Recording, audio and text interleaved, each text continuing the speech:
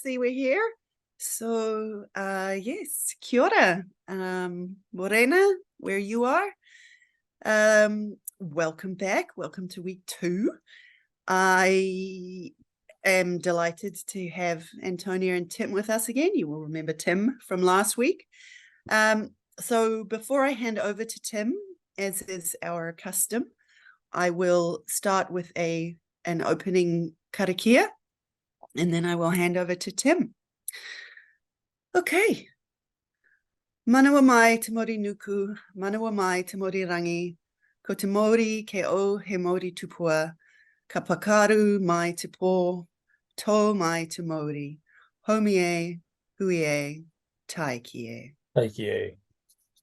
And that means, I'll just translate for you. I invoke the life force, the land and the heavens, that force of both realms that resides in me, is that which brings light from darkness. May this life force be upon us all, come together as one, gather together as one. We are one. Okay, so Tim, thanks for being here again. I will hand over to you.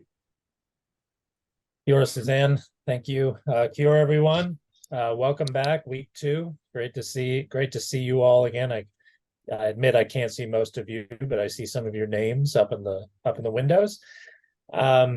So I'll just say again, in case you weren't here last time, my name is Tim Fadgen. I'll have a brief slide again to introduce myself, but I won't spend any time on it because you already know who I am.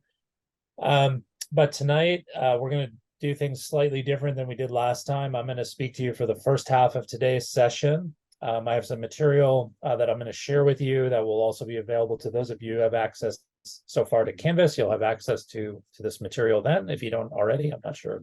I don't think I've actually emailed it through. So, but we'll do that. Then we'll have our break. And you'll then hear from Professor Jennifer Curtin, who I think you've also met at the, right, Suzanne? They've met Jen, for the second half of today's topic. So without further ado, I'm going to share my screen with you. Just bear with me for a second.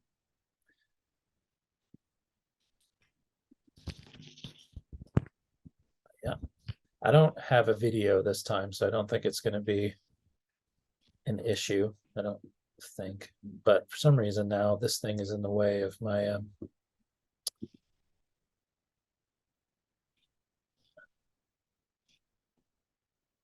hold on a second.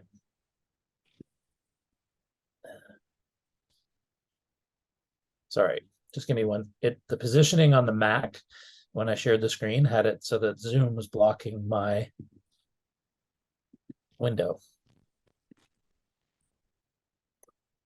Oop. Now that should be correct. Does that look, can everyone see my screen okay? Yes. Thanks, Eric. Appreciate that. Cool. So there we are. Good governance, combating corruption.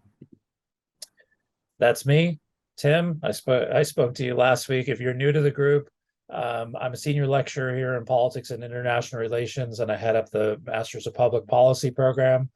I have a law background, and I've worked with communities, as you can see, with American Refugee Committee and World Vision throughout several countries in Africa. I've also been a lawyer and worked in the Pacific Island countries, and I've been a legal advisor to the government of Samoa at one stage, and also an assistant attorney general in American Samoa, and advising the government there on some civil litigation or public law issues. Some of you might be familiar with those concepts. So that's a little bit about me. But I saw a couple of you have looked me up on LinkedIn, so feel free if you want to get in touch with me or know more about me professionally. Please go ahead and look me up there and send me an invitation if you're so inclined, and we can be connected. So for today, this is roughly what we're going to do. This is my agendas in part 1. I'm going to give you a brief overview. I'm going to highlight some themes from the academic research. Some of these readings will be available to you But again, if there's anything that you have trouble accessing that looks of particular interest, feel free to send me an email or drop a note in the chat, and we'll be sure to, I'll round it up and source it for you. I'm going to just highlight the regional situation in terms of transparency, and I'm going to look, I've put together some of the data across your countries for all of you who are represented here. So we'll take a quick snapshot of that. I'm sure most of you know where you sit. And I'm then going to go into a case study on New Zealand and talk about some of our public law initiatives around transparency and increasing information access for the public, just to offer you some lessons from here, or some of the way we do it, so you can see for yourself which things look like they could work, or which things don't seem like they would work in your particular context, or maybe you see things that you do that sound better. And I'd really love to hear about those, of course, for my own edification. So, and you'll see when we get to the breakout session that there's an opportunity for you and your groups to talk about some of those themes and to bring those out into the plenary session that we'll have at the end. And then I'll briefly conclude, and then you'll have your extended break. So go have tea and coffee, and then you'll be joined by Jennifer, and I'll sign off for the night and go make sure my daughter hasn't burned the house down, who's cooking dinner tonight. So, as I think you went through this in your first session, the 8 characteristics of good governance. Last time when you heard from Selau and me, we spoke to you about the rule of law and jurisprudence. Today, I'm going to talk to you about transparency. And that's the notion that citizens should have access to information about the decisions that are made, and to the extent possible, how those decisions are made. So transparency, that's our first topic. So as you saw from last time, and again, this is my legal mind, I like to start with a definition that we can, might be the most readily available.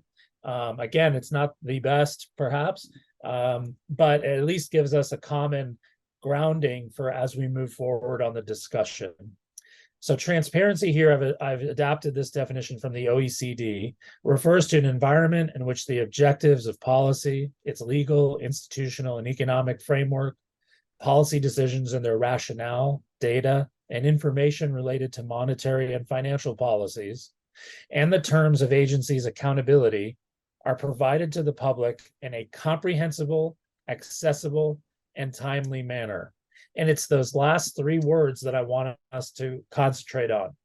So what I want to dive into today, both through the literature and in the case study for New Zealand I'm going to give to you, is to have us consider not only is the information available, but is it available in a comprehensible, accessible, and timely format for the citizens, the decision makers, to understand the implications of what's been done, and particularly if we're going into an election or for other reasons, to have as much visibility as possible into the decisions of government. So those are considerations that we're going to sort of unpack a little bit to understand what those might mean. And then again, I'm very interested in your conversations that you'll have across your countries, because we basically are spanning almost the entire continent of Africa to talk about what those things look like in your contexts, and whether you're meeting what you think would be an acceptable standard, or if there's room for improvement. And I can say, even from our context in New Zealand, as we're going to see in a bit, where we've got a generally positive reputation in terms of transparency, there's always room for improvement, even when the areas that we feel like we're doing well, or the officials feel like they're doing well. So we'll talk about that a little bit more. Okay, so what are some of the themes from the scholarship? So what I've tried to do is, there's obviously a lot more research into this than we have time to go through in this session. But some of the key issues that I thought we might talk about, I've tried to sort of boil down to these 5 points. First, transparency laws can be costly and reduce privacy for public officials, but often these costs are outweighed by domestic political benefits of government transparency regimes. Well, I'm going to talk further about that in a minute. In fact, each of these points I have a slide to sort of go into a little bit more. So these are just in sum. Number two, open government and freedom of information laws are an important part of public accountability, but developing a governance culture based on notions of accountability is central to success. Third, government efforts to increase transparency might not eliminate corruption, but it can increase costs on wrongdoers. Four, transparency can aid policy reforms by ensuring greater public confidence and support in them. And finally, increased reliance on technological solutions to government transparency raise issues of equity of access. And while we're only going to touch briefly on number 5, it is the topic, I believe, of another module you're going to have in this program. So it's something that I hope that you'll take away and explore further later on in the program. So first, as to the issue of transparency laws being costly,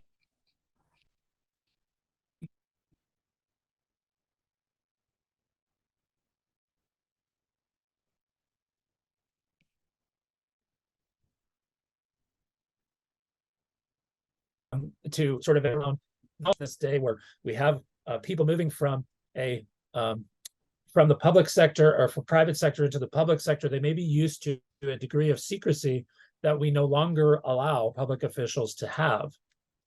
But what this research is telling us is that even though there are costs associated with that, both in terms of financial costs, but also in terms of this cost of loss of privacy, they're outweighed by domestic political benefits generated by the transparency regimes. Berliner, 2016, did this kind of expansive review of the history and development of freedom of information laws. So these are the sorts of laws that exist that empower, or sort of, I should maybe put it another way, they empower the public to request information, but they create a legal obligation on the government to comply with such requests, subject to certain limitations, right? And that's the area that can be quite restrictive, depending on the government agency and the teeth that exist within enforcement mechanisms. But by and large, that's the intention of these acts. So Berliner is sort of taking a critical lens to this and saying, yes, of course, these laws have been praised for increasing transparency, accountability, and trust. But what are some of the costs on the other side? And he's reviewing these various things in terms of the money spent to create the regimes, the sort of loss of the, I suppose, the willingness to reduce things to writing. If you're within government, you might prefer to have a conversation that's not going to be memorialized and that's subject to a freedom of information request. So there's government actors can engage in these other behaviors. They may be unwilling to disclose fully what their thoughts are, their sort of true decision-making process in order to circumvent these things. But by and large, even though there are these costs and we can't avoid them, the author is saying that competitive domestic political environments create circumstances where the benefits of these laws outweigh the costs. So again, there has to be a competitive domestic political environment. So that's kind of a sort of an assumption built into Berliner's conclusion here. And that the idea is that the party outside of government is just as likely to, or more likely, in fact, to insist on a robust enforcement of freedom of information laws, because obviously there's some political advantage, particularly where there's been a controversial decision or some action of government hasn't gone as planned. So the opposition can make political hay of things. That information is available to not only to opposition political parties, but to activists, NGOs, others within the community that can get access to and use this information. Now, in a competitive environment, the incumbent party, the party in government, of course, wants to try to limit the exposure to such an event from happening, but they know that they're not always going to be in the majority. So by and large, they will abide by these are the rules of the game that parties have agreed to be part of. So Berliner's research was very interesting in pulling these various lessons out of a review of a large scale of freedom of information laws and experiences across many different countries. So again, this is a very good piece to take a look at. I found it kind of an interesting piece to reflect on, and also for thinking about, if we want to put our stock in such mechanisms, what are the sorts of assumptions that we need to make about the operating of our political system in order for these to work? This speaks to one of the issues that I mentioned before, which is that creation of that culture of transparency that has to transcend, or it can be enabled by, the legal and policy framework that's put in place around that, or to help that grow. Next, the open government and freedom of information laws are important. Sorry, my little window's in the way here. Part of public accountability, but developing a governance culture, that's the point that I just was mentioning, on notions of accountability is central to success. So here there's a few articles that I wanted to highlight. So the first indicates that initiatives ostensibly designed to improve government transparency, such as those that make publicly available information on government websites, open government initiatives, these, you're probably not surprised to read, don't necessarily improve democracy, empower public participation, or improve communication. So the mere existence of these things, if all we were to do is go around and do a stock take of who has laws on the books, such as these, those do not correlate up to improvements in democracy, public participation, or improved communication. Why is that? Power asymmetries between governments and civilians shift and alter cultures of governance. And what is necessary is a culture of accountability that permeates the relationship between governments and civilians. So further to that research, technological changes, such as those that make the information more readily available, make it more available more quickly, are going to continue to influence how we approach policy, transparency, accountability, and democratic participation. But what we see when we look at this final point here, the research by Gabriel and Castillo, they looked at transparency and accountability in local government units in the Philippines. So in a large sort of diffuse island nation where you have a large population, but a population that's spread around many islands, but also a structure that exists both sort of at a federal level where you have central government with certain authorities, and then local government units that have other spheres of influence. What their research tended to suggest was that transparency's effectiveness depended on accountability, and that this was in turn dependent on local and cultural context of local government and information accessibility to influence accountability practices. So this sort of ties into some of the themes we talked about last time when we talked about jurisprudence, we talked about human rights institutions, and we talked about how these institutions are erected both at a central government level, but that in certain respects, some of our local institutions for justice are on equal footing, or in some instances even more important than having a strong, robust central government presence that says thou shalt participate, or thou shalt disclose this information, or you shalt have the right to it. So we can see this together, that this sort of, depending on your individual government structure, how centralized your government is or how diffuse it is, some of these variables will come into play, and that we need both the presence of that central voice that sort of sets a central standard. But what we also find is, depending on the nature of the information that we're dealing with, it will also draw in other subnational units of government that can be equally as important, or in some cases, even more important. But at its heart, we're getting at this governance culture and how best to create it and have it permeate through our institutions of government. Next up, government efforts to increase transparency might not eliminate corruption, but it can increase the costs to wrongdoers. So while corruption in the public sector is, we're dealing with that now, but I know you have another module on this in another setting later. What I want you to take away from this sort of representative study here of this part of the academic literature is that, of course, this is not occurring in a vacuum. okay? If we look at Strumbu and Gonzalez, 2018, they used a game experiment to test the claim that improving transparency solves corruption. So if we can improve, or we can, sort of draw the curtains open and shed light on how government is operating, that will solve corruption. And they ran a series of experiments with this game.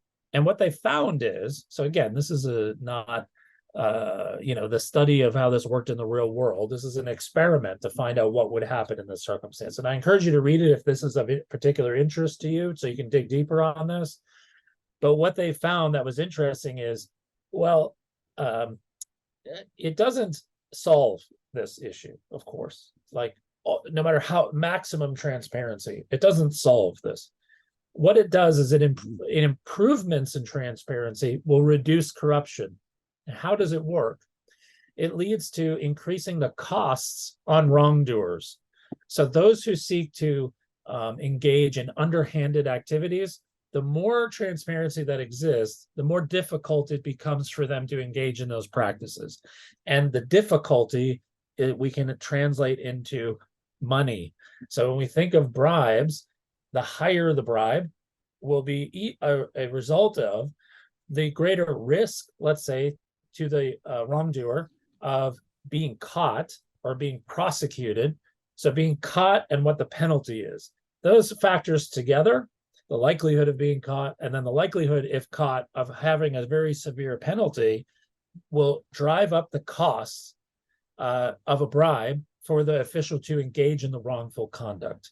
And because of that, you can look and say, well, okay, then what that does is it sort of prices people out, so that some of the people, the more wealthy people, can afford the bribe. So they're going to have access to a premium in terms of wrongdoing from a public official. And this research sort of does confirm that to a certain extent. But as you're going to see, and I think some of the reports that have been done about qualitative and quantitative investigations into the nature of how people experience corruption, that corruption is very mundane. We tend to think of corruption existing on a very, very high level. And we do talk in the case study in New Zealand of mechanisms that are put in place to prevent or increase the costs, using the language that Strumbu and Gonzalez are talking about here, to those who engage in corrupt public procurement measures, for example. That's sort of dealing with the higher echelons of society, high net worth individuals, commercial interests. But a lot of the research that's been done into this area shows that a lot of this corruption is experienced on a very low level by low-level officials and by members of the community just looking to do the routine business and interaction with government. And particularly of concern is some of the interactions that happen within public health systems, where access to the service is often tied to a fee that's either above or separate from that to which the government would be charging for a service anyways, even as a co-payment or something like that. So there's a bit of nuance to this, but it is an interesting example that we're never going to eliminate this through more and more laws. However, the creation of the culture to try to stamp this out can make it a little bit more of a level playing field, or at least shift most of the corruption into the more high transaction, net value transactions that government engages in, and away from those lower level day-to-day sort of bread and butter examples of government transactions. So here are just two quick final points from the literature for your consideration. So transparency can aid policy reforms by ensuring greater public confidence and support. So yeah, if you make that claim, you are somewhat have some sound support in the literature. Hartwich, and a study that looked at linkages between transparency and political reforms, a little closer to home here in Australia and New Zealand, found that government transparency and policy formation was a key element of the government's ability to achieve reform. Now, of course, Hartwich is looking at pretty significant policy reform, like switching direction on, let's say, the direction of government generally, or a complete overhaul of a particular policy area. So policy reforms. But I think that that you might say transparency is particularly important in those instances where a political party is seeking to disrupt the status quo in some ways, because you need to be able to have the voters coming along for the ride, because there's much higher risk involved to a political party in undertaking a significant reform. This is why we see governments usually take very incremental steps, right? The incremental steps, there's less risk involved in most cases. When major changes of direction are required due to a crisis or some, response to a global emergency, these things require a bit more buy-in from voters. So you can see how that connects. As a final point from the literature, increased reliance on technological solutions to government transparency raise issues of equity of access. So even if we are part of a groundbreaking initiative in our country to digitize all of the sort of documents of government and to make those available for free on government websites, or we move a lot of our service delivery to government, to an app or to a website, to some sort of platform that the government is sort of the interchange with the body politic. We have to keep in mind that there are problems related to equity of access when we do this. Okay. Number one, people are used to a certain way of doing business. And when you change it and make it no longer available to do it in the ways that they're used to, there's an uptake issue. And we have a sort of lag time between when people are expected to do the things they're required to do and learning the new way of doing what they need to do.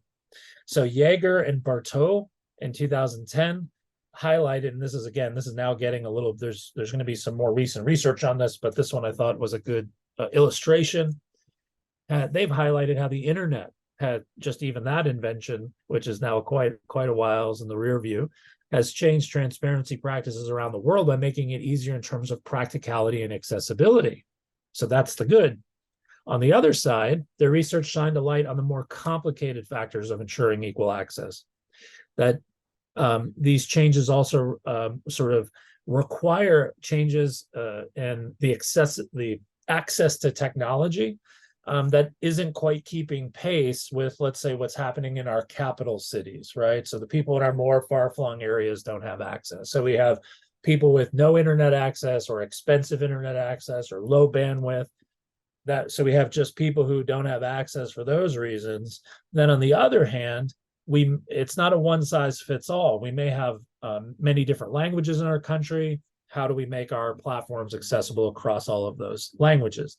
We may have access issues related to disability. So there could be illiteracy in a certain part of the country. There could be cognitive issues. There could be blindness. There could be we could have a sizable number of people with blind, deaf, or other access issues.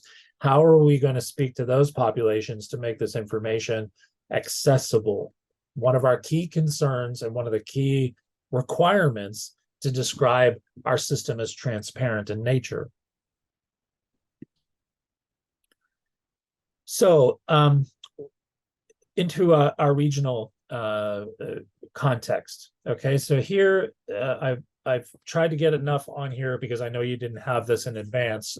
So just read over it while I speak for just a minute. I've got a couple slides that I want to talk about in reference to this survey of the many countries across Africa from 2019, the Global Corruption Barometer, which you can locate online.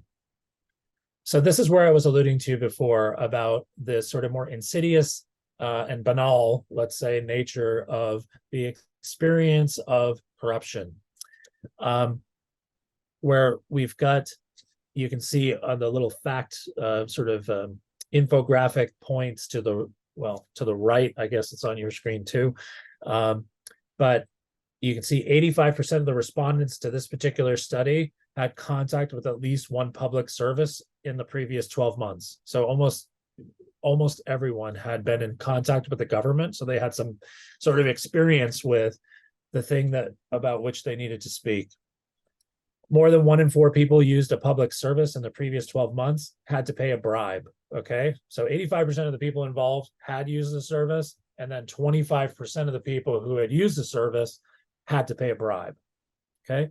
And in their calculations, this is the equivalent of 130 million people paying a bribe. So that's a significant cost, and it's a significantly spread out cost of just engaging with government. Okay. So you have not only are the people paying the bribe, but you have these other bullet points taken from that same study. More than half of the respondents felt corruption increased in the previous year. So not only, so from, this is in 2019, 2018, 2019, it's not on the retreat, it's on the rise. Okay. And 25% of the respondents are reporting paying a bribe for healthcare or education. So very basic public services. Now, on the glass half full side, the final point in the sort of upper left-hand quadrant or whatever, found that more than half of the people, though, were hopeful for improvements. So it's not like people are, at this time anyways, even though they had experienced this very closely, they remain positive that improvements could be made, right? They understand what we're talking about now, which is that there's a culture around this. There are people who wish to take advantage of the situation, but more people than not are hopeful that creating a culture that turns sort of away from corruption in favor of more of this openness is the way forward. So I don't want to belabor the recommendations, but these might be something to reflect on too when you have your discussions in a bit. So one of them is like a sort of a general convention, the African Union Convention to Prevent and Combat Corruption, that would be an important step. So again, speaking to that high level consensus building, centralized set of principles, but also developing minimum standards and guidelines for ethical procurement, building strong procurement practices with training, monitoring, and research. So I'd love to hear from some of you that are involved in that work. Adopt open contracting practices, which make data and documentation clear and easier to analyze. We'll talk about that briefly in the New Zealand example. And create mechanisms to collect citizens' complaints and strengthen whistleblower protection. So those points here, without, citizens can report instances of corruption without fear of reprisal or public employees. What we're trying to do there again is instill the protections to build that culture so that we know that there are people who think that taking bribes are wrong. We obviously work with people like that, and I assume most of us are like that. So we want to know that we have backstop behind us. We have the support for us as we go forward. So having those mechanisms in place is an important sort of baseline feature that the report is making these recommendations and putting them out there. This again speaks to how we're going to construct that culture. So again, I'm not going to talk too much about this, but I thought if you already didn't know this, the latest rankings that were from 2022, here where your countries stand. There's 180, I think, countries in the sample. This is from transparency.org.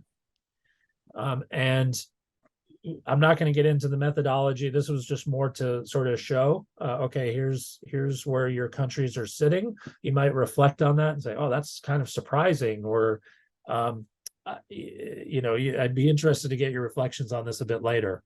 But I'm going to move on in just a moment in the interest of time. But I updated this from the last time I did it. I had many of the countries slipped a few spots actually between the 2021 rankings and the 2022 rankings, which was a little bit surprising, but I didn't investigate further as to what the circumstances were. They have this kind of complicated methodology that in the full disclosure, I should say, in the example, or put in the category of backsliding, New Zealand, who every time I've taught this before was always gets to be the bragging right as to number one, actually slipped down to number two, which I'll show in a few minutes. And that actually made the newspaper here, and people were talking about it. Well, what's happened? What's, there is a debate about some of these variables here too. So it's a very it may not be front page news in your country. And if you go to this site and look up your country, you'll see whether you have a local office or not, or if you're interested in looking at some of your colleagues' countries, it's very interesting too, to take a look at that as well and see who's involved in it. So there you go. We have a couple of ties, and that's that. And again, if you're not as high up on here as you think you should be as a country, don't take it too personally. There are critics of the Transparency's approach, that it could have a bit of a bias in it, and there's issues for another day's discussion. I'd be happy to talk with you about them. Now, again, because I want to make sure you have enough time to work on your group discussions and do the breakout session, and enough time for report back, I'm going to move into a brief case study of just a few elements of policy in New Zealand that I think highlight some of the themes that I was just talking about from the academic literature. Okay. So that's what we're going to move into now. So as I just mentioned, how does transparency work in Aotearoa, New Zealand? So we've got this thing called the Open Government Partnership, and its main policy objectives are threefold: participation in democracy, which we're about to enter our election. We've been busy at the Public Policy Institute, Suzanne in particular, with doing some commentaries and other things on our election that's only a couple weeks away. Public participation in policy development, and transparency and accountability. So you can see here is what I just alluded to. So the thing I showed you on your last slide, or 2 slides ago, was the ranking, which is over here. Well, I can't really show you, but you see where it says 2022 rank. I didn't show you the country score just because I'm not talking about the methodology, so it doesn't really matter, but I just did a screenshot here. And if you go look up your own country, you'll see the rank number that I showed you out of 180, but you'll also see your 2022 score out of 100 for what it's worth. But you could investigate that a little bit more, which I think might be of interest to many of you. What you see in the photograph is known as the Beehive. That's our Parliament building in Wellington, just so in case you're interested. But I'm going to talk now about each of these 3 areas and some of the policies that undergird them. So you can see on this is a visual from the Open Government Partnership, and you've got the 3 priority areas across the top of your screen: participation in democracy, public participation in policy, and third, transparency and accountability. And it's that one that we're focused on. I'm going to allude to, but you're going to talk about more later, governments like e-government, government's use of algorithms, data practices, those sorts of things. So because that's yet to come, I'm going to speak to you about open information, open procurement, and one other aspect of the transparency and accountability dimension. So again, what do these 3 things mean here? Official information: requests made by members of the public, including NGOs, to access non-published, non-sensitive, or non-secret information. Public information refers to the information regularly made available to the public that it be accessible and intelligible. Okay, so we have a public movement right now away from the use of overly technical, complex language, and we need to be guided by principles of equity for access. And finally, open procurement. Awarding of government contracts must be as the result of an open process, with open processes for bidding, clear evaluation criteria, and public notice of awards. and also a way to organize the data of past awards so that researchers or others can look into this and sort of keep as a check on the actions of government. So we're guided by the Official Information Act of 1982, which is designed to, quote, increase progressively the availability of official information to the people of New Zealand. And it is for two main purposes: to enable more effective participation and to promote the accountability of ministers of the Crown and officials. Okay, so there's a couple of important things to look at in that legal definition. The purpose is to increase progressively the availability. What that means is it's kind of an interesting way to frame a statute, because it says, okay, we're starting in 1982, but as we move forward, the objective is to increase progressively the availability of information. So that means the government has an affirmative duty to keep moving forward to the objective of making information available to the people of New Zealand. And it's guided by these two sort of guide stars, if you will, to enable more effective participation and to promote accountability. Okay, so that those are both important principles for effective democracy, which we know from our research is one of the most critical parts of an effectively operating public information access regime. So what does it need to do in order to meet those standards? It needs to be clearly written and accessible to the public. New Zealanders need to be informed and have confidence in how the government develops and uses algorithms and data. So there's an expectation here, as you see in it's what would be the third bullet point, but there's no bullet point there. Recognition that government are the stewards, and they use data on behalf of New Zealanders. So you see there's a recognition of it's a public good, the data about New Zealanders. So government has a responsibility of stewardship towards that data. Okay, so it's not just taking care of people and protecting people, but also being mindful of and protecting their data as a public resource. Okay, so that's kind of an important way, I think, to change how we think about data. Now, again, is the New Zealand government perfect in this respect? No. Is it the subject of a lively debate, particularly with our very large indigenous population of Maori and the special rights that they have to the ownership of their own data? Yes, those are unresolved issues, some of which we alluded to slightly last week as you sort of are becoming a bit more familiar with the New Zealand setting. Open procurement. This, I'm sure many of you are familiar with, but we use a site called the Government Electronic Tender Service, or GETS.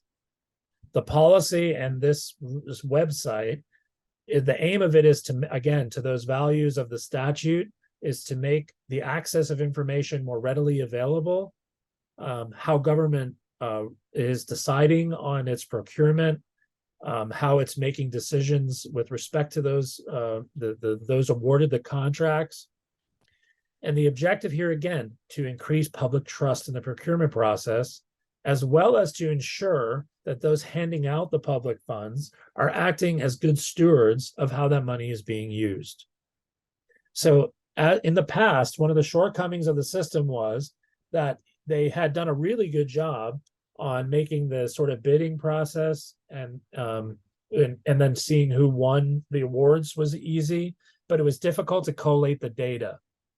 So this led to a reform and a co-design of a new system with the public able to get much more easy access to how the awards are being published and how they were being put online. And what I've done is, we're not going to look at this right now, but I've included a link there so that you can go and take a look at how this looks, how we do it.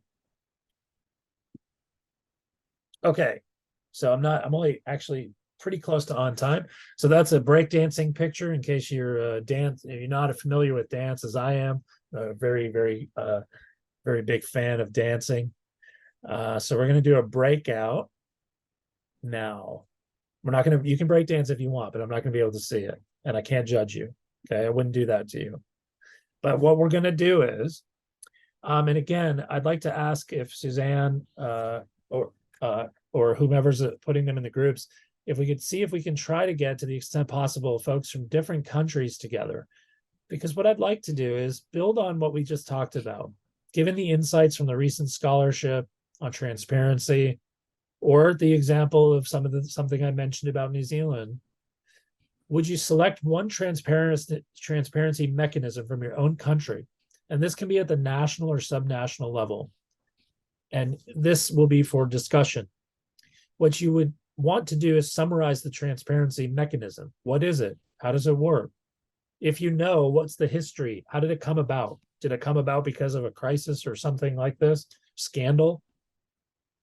Does the mechanism have an accountability measure attached to it? Is there a penalty for non-compliance? Do you have concerns about equity with the selected mechanism? Can most people or all access it? How do they access it? And also take that step back and think, okay, if I've said, yes, I have no concerns about equity, everyone can access it. How do you know this? Is that just your instinct or anecdote people have told you, or has your government engaged in some sort of formal evaluation of that? So what I want to do is, we have enough time to do this. I want to give you about 18 minutes to 20 minutes to talk about this in your groups. And then we'll come back and we should have ample time for 13 to 15-minute feedback to the class. And I will broadcast this slide to the breakout rooms. So may I ask, please, for assistance with assigning people to the breakout rooms? Okay, I've tried to mix people up as much as possible. It does help me when you have your country in your Zoom name afterwards, so that I don't have to go and check the spreadsheet. But I think we've got a fairly good mix. So I will open the rooms. And what time are they back, Tim? 15 minutes? Yeah, 15 would be good. Yeah. Okay. So 6:35, and then we'll have 15 for report back. Yes. Okay, perfect. All right, I'm opening the rooms now.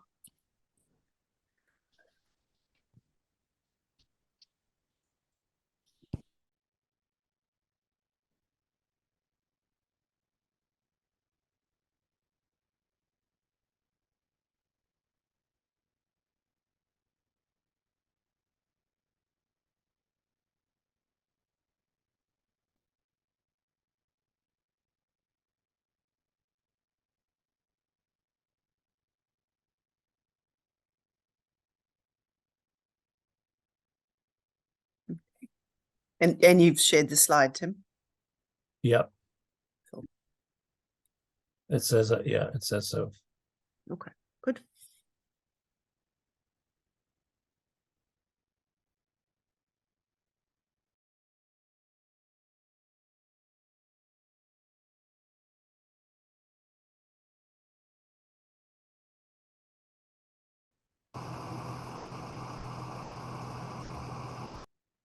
Okay, looks like everyone's back. Okay.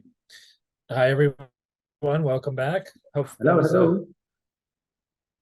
Hi. Hi, how are you? Welcome back. It's your old friend Tim here, back at the station. Welcome back, everyone. We're going to go through without any further ado so I can get you on your way for a break. So I'd like to invite room number one, a spokesperson from room number one, to give us a quick summary. Good morning. It's room number one. It's Tutu from room number one.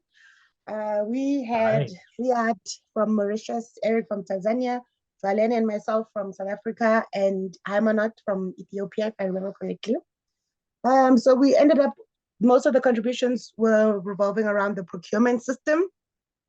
Riyad mentioned that in Mauritius, now that it's now an online platform, everybody, the whole public has access to it. Previously, it had privileged information that would be accessed through bribery and things like that. So now that it's more open to the public, it's become much more transparent. Some of the consequences to non-compliance would be blacklisting of the company for several years. And should the public officials who were involved also be caught, then they are also fired. Eric from Tanzania also, as I mentioned, we also spoke about the procurement process.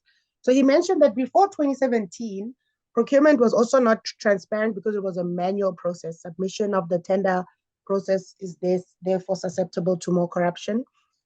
Post 2018, with the government mechanism changing, becoming online, it increases the transparency, which also, as we've discussed this morning, that it reduces the incidence of corruption or perhaps makes it more difficult to.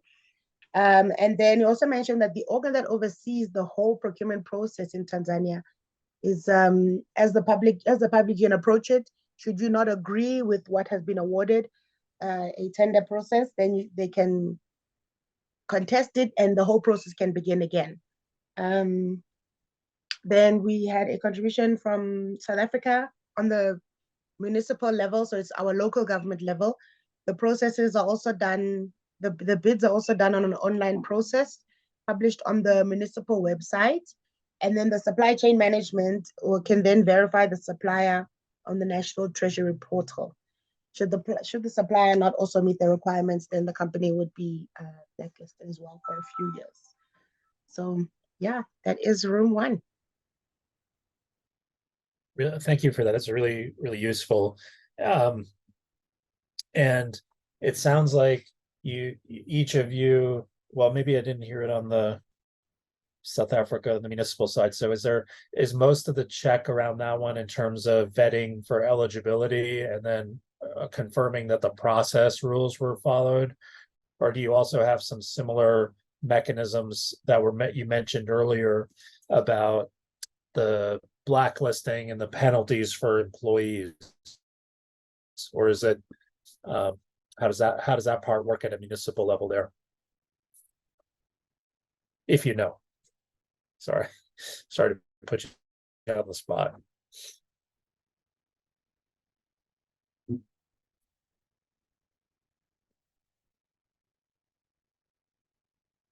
Oh, sorry, Tim, I didn't hear that. So my network kind of dropped. Sorry. No, that's okay. I was just wondering if there were enforcement on your example from the South Africa example, the municipal level. Were there any enforcement mechanisms that were similar to the sanctions and penalties that you raised earlier for, I don't know if it was Mauritius, that had the blacklisting and the firing of employees involved in any sort of wrongdoing? Does that also exist in South Africa? Yes, it does also exist, especially for the blacklisting of the companies. I know also if a public official is accused of any wrongdoing, it then triggers a disciplinary process, which is very long. It is quite tedious. But yeah, there have been instances where officials have been dismissed from work. But it's a very long process. It's a very long process. Was that common across all of your countries, that there are like robust protections for the public sector employees? Or did that, with these reforms, I think it was, sorry if it's not Mauritius, but the country you mentioned earlier in the chat, did those run up against some of those traditional protections that were put in place to sort of, in the other side of things is protect the public officials? Yeah, I think that one was the example from Riyadh, from Mauritius, about the public officials being fired. I'm not sure about the process that unfolded there. Yeah, but in South Africa, you've got these robust protections still that kind of draw out that process. Yes, definitely. It's a very cumbersome process. It can take years. It can take years. Yeah. Really, really Yeah. important points. Thanks for raising that. Yeah. Thank you great. so much. Yep. Cool. Group two. Yeah, group two. We were five, and we shared experiences. One of us, Gilbert from Ghana, did mention Right to Information Act 989, and that's to seek good governance and fight corruption in Ghana. So how does it work? If an individual needs information about an organization, of course, a public organization, so you make a request in writing to that organization, and they have the obligation to respond to you within 30 days, either to grant your request concerning the information you want or not. And if the information you are seeking for is deemed to be a state secret, okay, your request will not be granted. And then the challenge now is who determines what is secret or not. It is still the same politicians. Okay, maybe the information you're asking for, they think it's going to expose them to a large extent, so they categorize such as state secrets, and so your request will not be granted. But again, you can also, as an individual, you can also make an appeal if you felt you've been wrongly responded to, okay, by way of not granting your request. You can make an appeal to seek redress concerning the information you want, which you were not granted. But the issue of equity, okay, according to him, it's not there. Okay, the information is not, of course, readily accessible, because you are required to pay a fee for you to get that particular, for you to make that request and get that information. So it's a case of only those who can afford it can even make that request in the first place. So it's not a case of anybody and everybody. So if you don't have the money, then you can't even toe that line. That was the experience from Ghana. And then from Nigeria, we looked at the Code of Conduct Bureau, okay, which is an organization or a situation whereby politicians are expected to declare their assets. Okay, declaration of assets. Before you get into power, you are expected to declare your assets, and when you are leaving public office, you are also expected to declare your assets. Now, this came into being because over the years, it's been noticed that people come into public office with nothing. I mean, of course, politicians and public officials don't drop from heaven. You know, people know them from their neighborhood and the rest of it. So people have come to see that, yeah, this particular person was nobody when he was getting to this office. And after 4 years or after 8 years, as the case may be, you see them, you know, with lots of assets. So the question is, so does it mean they've been in that office, you know, acquiring or amassing wealth to themselves? So this Code of Conduct Bureau was a way of checkmating public officials to say, okay, tell Nigerians what your assets were before you got into this office, or as you are about to get to this office, then when you now leave office, then you also are supposed to declare your assets. But of course, accountability measure, unfortunately, people do not get penalized if they do not declare their assets, unfortunately. So it becomes a case of a voluntary thing, even though it wasn't meant to be voluntary, okay? And of course, there was no penalty. There was no penalty at all. There was no penalty. You know, if you don't declare your asset, there's no penalty. People will just shout, people will just make demand, but there's no concrete penalty. Maybe to say, okay, you'll be removed from office or something like that. No. So you just go by it, and that is it. And of course, the concern about equity, even when people declare assets, it's not everybody that will have access to that information. You only read about it in the pages of newspaper. You only get to hear about it, you know, if you visit the website. And just like you mentioned, Tim, I mean, a lot of people don't have access to internet. A lot of people don't have access to reading newspapers and all these other media. That means they don't have, they won't know about all these things. So it's not really accessible.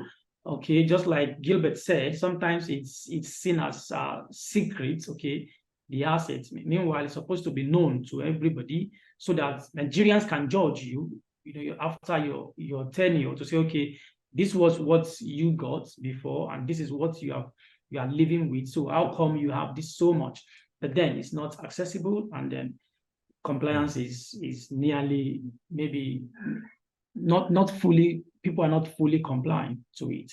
So this was what we shared in our group too. Thank you, Michael. That's really interesting. I'm going to move on quickly, but I would say that I like that bookending of politicians, the declaration of assets when they come in and when they go out. That's I haven't really never thought about that. That's not only ongoing monitoring, but that what they exit with is important. But I think this equity issue and how you highlight the need for the robust civil society institutions, including a robust media, and that is radio, television, print media, as well as our online sources, that we still need to make sure that those are accessible, available, free of government interference to a large extent. So it's really, really important stuff there. Group 3, could I get you to give us a quick report back? Yes, a bit audible. What's that, Belasco? Yes, it's Belasco. So in group 3, we had I managed to get hold of Kenya and Nigeria, as well as Zimbabwe. So basically from Kenya, they have managed to put in place a mechanism of information systems through a platform called MSIS. So this MSIS tracks how funds move from one platform to another, thereby monitoring if there are any corruption issues going around the system or in the country. They've also a platform called M-Pesa, which has become more popular than banks in Kenya. So basically, when one has to buy a public asset through M-Pesa, there is a payment bill that is put in place automatically, so that there is no handling of cash. So this process tries to eliminate the issue of hard cash circulating within people or organization, thereby trying to curb the issue of bribery. So basically, this is what I managed to get from Kenya. And from my side, as you have seen on the list, Zimbabwe is the least, close also to Nigeria. So one transparent mechanism that we managed to discuss from Zimbabwe is the public procurement and disposal of public assets. So this one was enacted to promote transparent and accountability in the public procurement process at both national and subnational levels. So basically, this Procurement and Disposal Act aims to ensure fairness, competition, and efficiency in the public procurement, and ultimately preventing the corruption. So just to summarize the Public Procurement and the Disposal Act, basically what it is, it governs the public procurement and disposal of public assets in Zimbabwe. It also it requires government entities to publish procurement notices, contracts, and other relevant information on a central online portal. As we all know, we are now going digital, so there is access to this act. And the reason why it came about, it was a response to the concern about corruption, inefficiency, and lack of transparency in the procurement process. So it was designed to align Zimbabwe's procurement practices with international best practices and to address these concerns. On the issue of accountability measures, the Act includes several accountability measures, such as the establishment of the Procurement Regulatory Authority of Zimbabwe, which oversees the procurement process. So PRAZ, what it does, it ensures compliance within the law, and it conducts audits and also investigate irregularities. And additionally, it also allows to take legal action against individuals or entities engaged in corrupt procurement practices. On the equity concerns, we managed to discuss about the access and benefits of the Act. So while the mechanism aims to promote transparency and fairness, the extent to which ordinary citizens and small business can access and navigate the system effectively may be limited. So access to information about procurement opportunities and ability to participate in competitive bidding processes might be more accessible to larger firms with greater resources and expertise. So equity issues can arise if marginalized, or maybe a business is small, or maybe you lack capacity. So to determine the extent of equity and accessibility, the government has managed to conduct surveys or assessment to understand the experiences of different stakeholders, including these small businesses and marginalized communities, in interacting with the Procurement and Disposal Act. So additionally, the feedback mechanism and the consultation with the civil society organizations is also provided insight into the mechanism, accessibility, and equity. So government transparency and accountability reports have been drawn to shed more light on the effectiveness of the Procurement and Disposal Act in Zimbabwe. Thank you. Thanks, Belasco. I'll just move first. So for groups 4 and 5, I recognize we're a couple minutes over. Could you give us one, maybe one example from your groups? You don't have to report on each country. I'd like to hear about them, but I don't want to eat up too much of your break time. Group 4.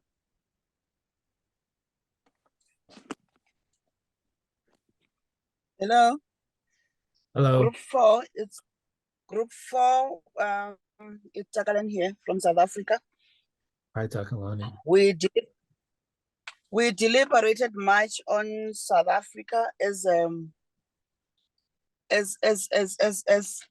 one of the key countries with transparency mechanism, and from South Africa we highlighted the national anti-corruption strategy as one of the transparent mechanism. This strategy seeks to eliminate corruption in the country.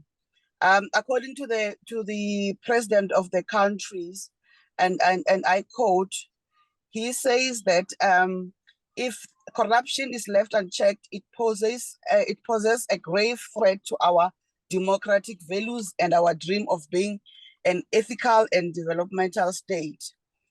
This anti-corruption strategy provides a framework and action plan for the country as a whole, and seeks to create a society in which government administration and procurement processes are reinforced to allow for greater monitoring, accountability, and transparency. Secondly, it seeks to the public is educated about what constitutes corruption and empowered to respond when or where it is noted. The public and whistleblowers are also encouraged to report corruption and are supported and adequately protected when doing so. Public officials are held accountable for service delivery or the lack thereof. The business sector and civil society organizations operate in a value-driven manner and are held accountable for corrupt practices. These frameworks also seeks that there's a culture of zero tolerance towards corruption in any sector and full accountability for those involved in corruption. So it is also guided by the 6 strategic pillars. This pillars is to promote and encourage active citizenry, whistleblowing, integrity, transparency in all spheres of society and all spheres of government. Another pillar is to advance the professionalization of employees to optimize their contribution to create corruption-free workplaces. Another pillar is to enhance governance, oversight, and accountability in organizations in all sectors. The fourth pillar is to improve the integrity, transparency, and credibility of the public procurement systems. The fifth one is to strengthen the resourcing, coordination, transnational cooperation, performance, accountability, and independence of dedicated anti-corruption agencies. The sixth one, which is the final one, pillar, is to protect vulnerable sectors that are most prone to corruption and unethical practices with effective risk management. In South Africa, we also have what we call the official disclosure system by public officials in terms of accountability measures. Public officials are encouraged to disclose of their assets and also declare their assets, declare also the gifts that have been received as public officials to ensure that we reduce corruption. Takalani, sorry, sorry, this is all very interesting. Could I ask a favor? Because I want to get group 5 just to offer a summation. Could you drop a link into this strategy? I think it'd be very interesting for others to read about it. Would that be okay? I'll definitely do that, yes. Thank you, and my apologies for interrupting you. That was really good, and I have a lot I would like to say about it because it's so great. But I want to read it and then let group 5 talk and then go. Group 5, could I get you to say a minute or two summary?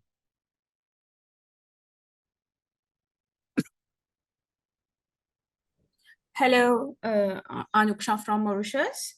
Adham, a friend from Tanzania, Zambia, and Botswana, who discussed on the same transparency mechanism that our country has adopted, that is e-procurement.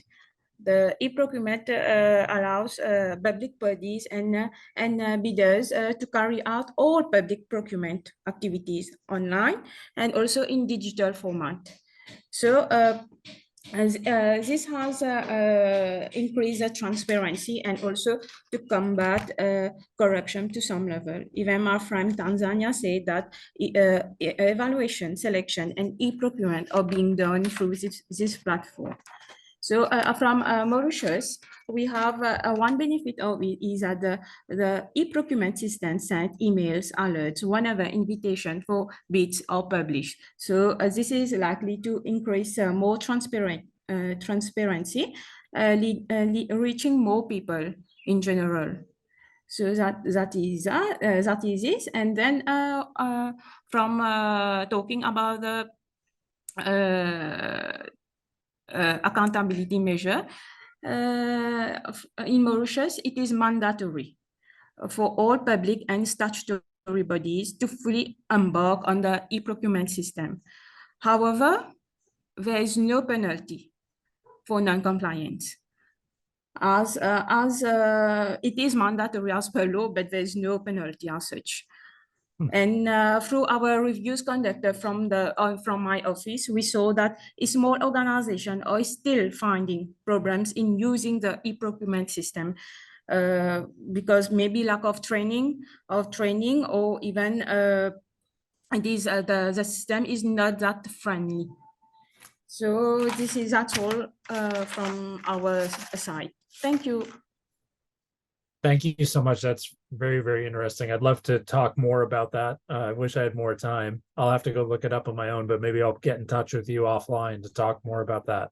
So you'll have this slide, so I'm not going to read it to you, but as we talked about the importance of transparency in a well-ordered liberal democracy. Most of you in your individual cases talked about how these principles are all embedded within a community culture around combating corruption, but also the importance of these civil society organizations and institutions to sort of undergird and support these things.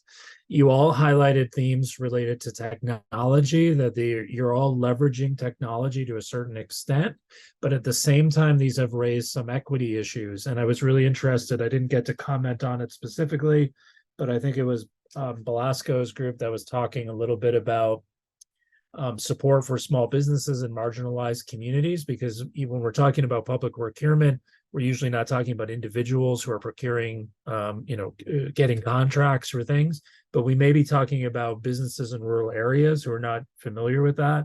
So technology is a useful tool to reach them, but you have to have this other support from government in order to, use the tools and levers of government to do public information and education campaigns, and potentially increasing the infrastructure to and accessibility of the devices that you're putting in for them. And this speaks to the mechanisms as well. So I think that's a good point to sum it up on. And finally, your long rumored coffee break. I advertised it as 20, but I don't know that Suzanne will probably rein that in a little bit. I think, my apologies for going sorry, over. I think we're probably going to have to do 15 so that we don't eat too much into Jennifer's time. Yeah, my apologies to Jen for that. All good. It's really fascinating hearing all of this information from all of you. So thank you all for sharing. Thank you, Tim.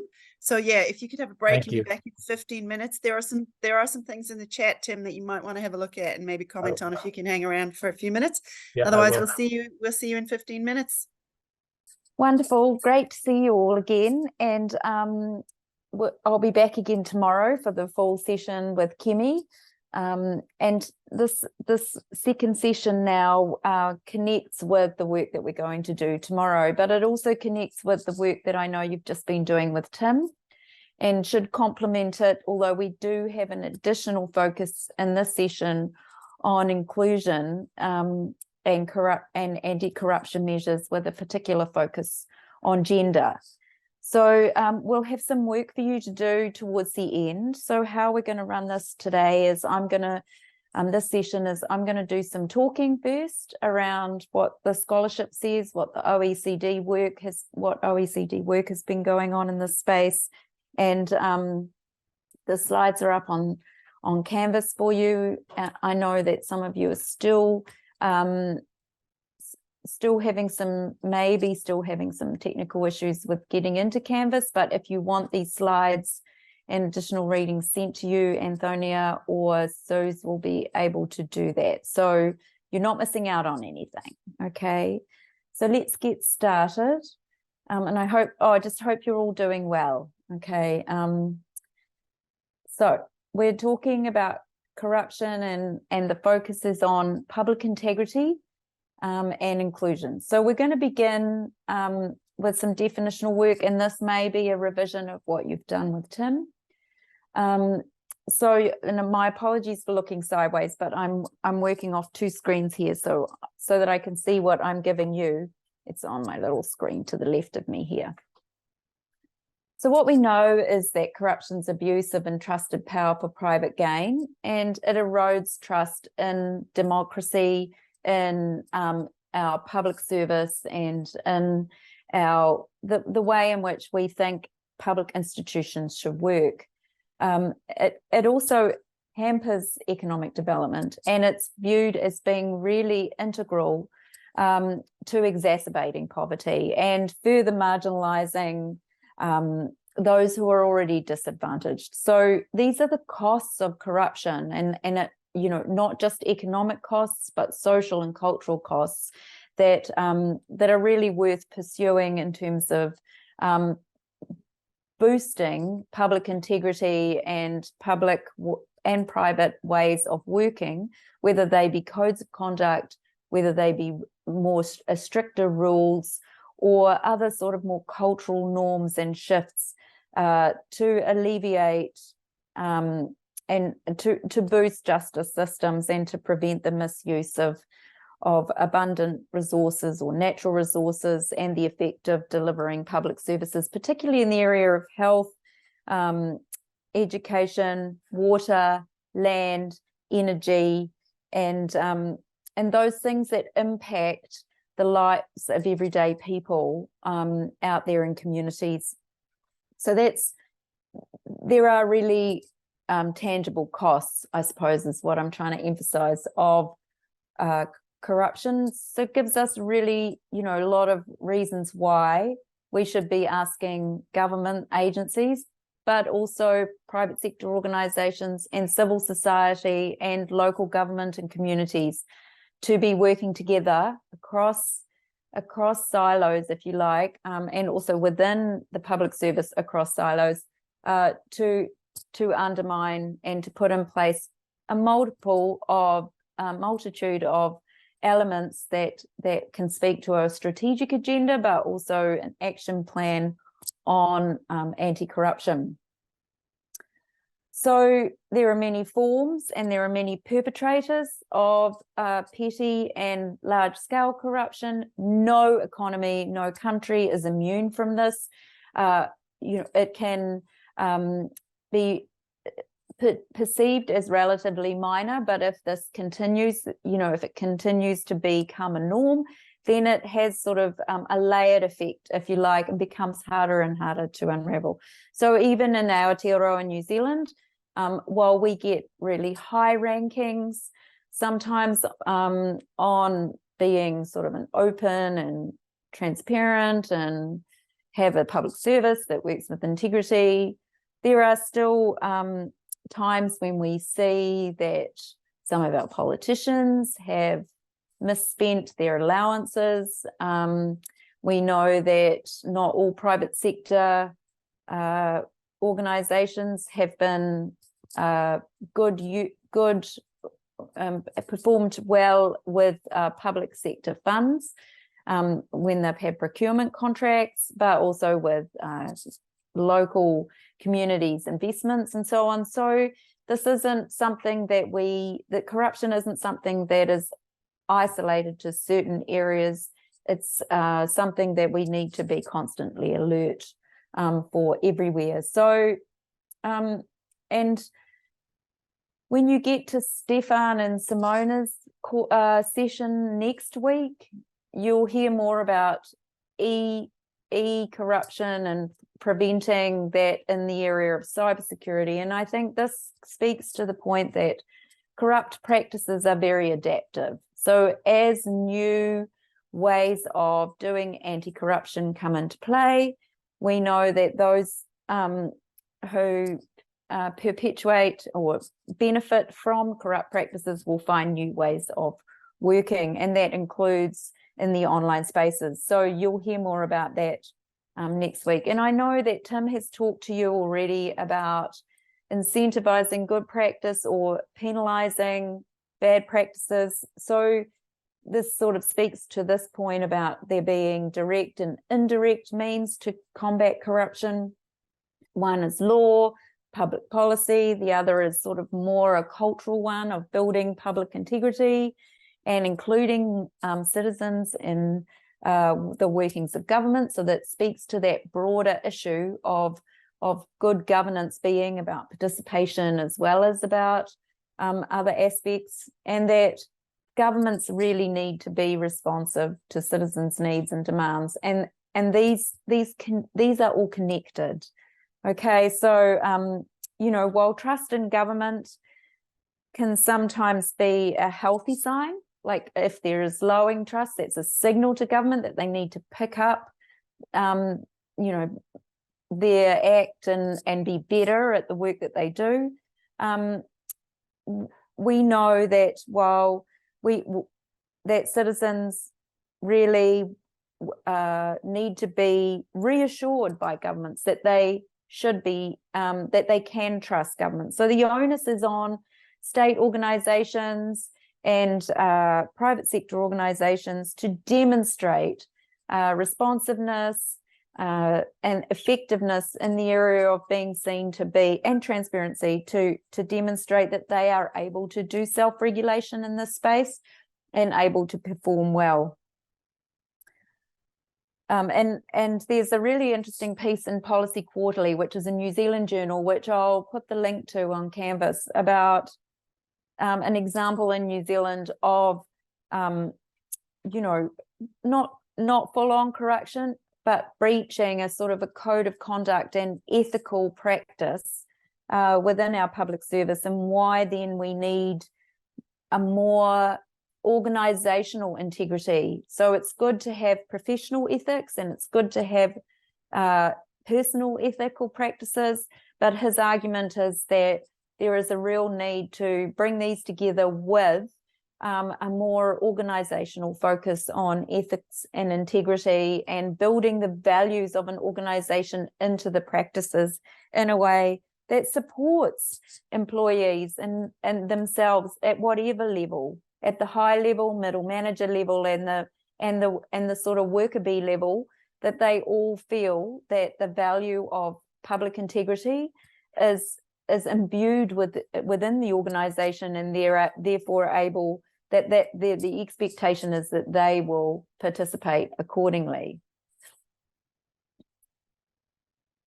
So what I want to talk about then in that vein of public integrity is the work by the OECD on this topic. And so what they've done is created this, I'm just going to put all these up because it's more helpful. So the link is here in the slides to this report, and I've put it alongside the OECD report on their relationship or growing partnership with Africa. Is this chat message for me? Sorry, I don't know. I'm getting pop-ups here, but I don't know how to collect them when I'm No, looking. it's fine. I'm watching that. It's all good. Oh, thank you. Sorry, that's a little bit late. But what I want to do is just draw your attention to this public integrity handbook, if you like. It's 239 pages, so I'm not going to suggest that you read the whole thing, but it is up online for you. Not all the OECD, some of the OECD publications are publicly available, some in PDF format, some are not. You have to read them on the screen, and others you have to buy. So this one is publicly available, but it's also on our Canvas page. And what it's trying to do is it's trying to, well, you know, blueprints is an unfortunate term in the sense that it suggests that a one size fits all, but in a sense, it's about peer-to-peer learning. So they've built this blueprint from their discussions with a range of economies, and then they're hoping that it's just a toolkit for different levels of public servants and those who work within government to think about ways in which they can address public integrity and shore it up, and by doing so combat some of the ongoing corrupt practices that might exist. So what it does is, first of all, it focuses on thinking about public integrity in a way that's holistic. So it's not just about government, it's about so much more than that. And it recognizes, as I said before, that the impact of corruption corruption impacts all countries, all economies. Nobody is immune from this. Nobody is essentially good. And so government, central and local, plus business and civil society agencies and organizations and persons need to be involved in this drive towards building up public integrity. And they talk about it as being across the different parts of the public service as well. So, and that these need to be joined up and not dealt with in silos. So the finance agencies, treasury or finance departments, or whatever you call them in your jurisdiction, need to be talking to the legal department, so the Attorney General's office, the auditor's office, so the internal controls within the bureaucracy, human resource management, because that's where a lot of the performance focus is, and also reviews of performance and job descriptions and so on, and also procurement, which is a really vital section but can't be dealt with separately to all of these. And what they're saying too is that addressing public integrity needs to happen at all stages of the policy process, the political process, but recognizing also that governance and management all need to be part of the public integrity equation. And so what they're doing with this 239-page report is that they're offering a series of resources and recommendations and just ways of working that might help. And they do this across, I think it's 12 areas that they have clustered together into 3 dimensions. Okay, so I'm going to show you their diagram now, but it's a little bit fuzzy on my screen, so I hope you can see it. Okay, so this is the public integrity, and this is how they've conceptualized it in terms of it being holistic. And what this is they want to provide a vision. You can see this at the top. Provide policymakers with a vision for public integrity strategy.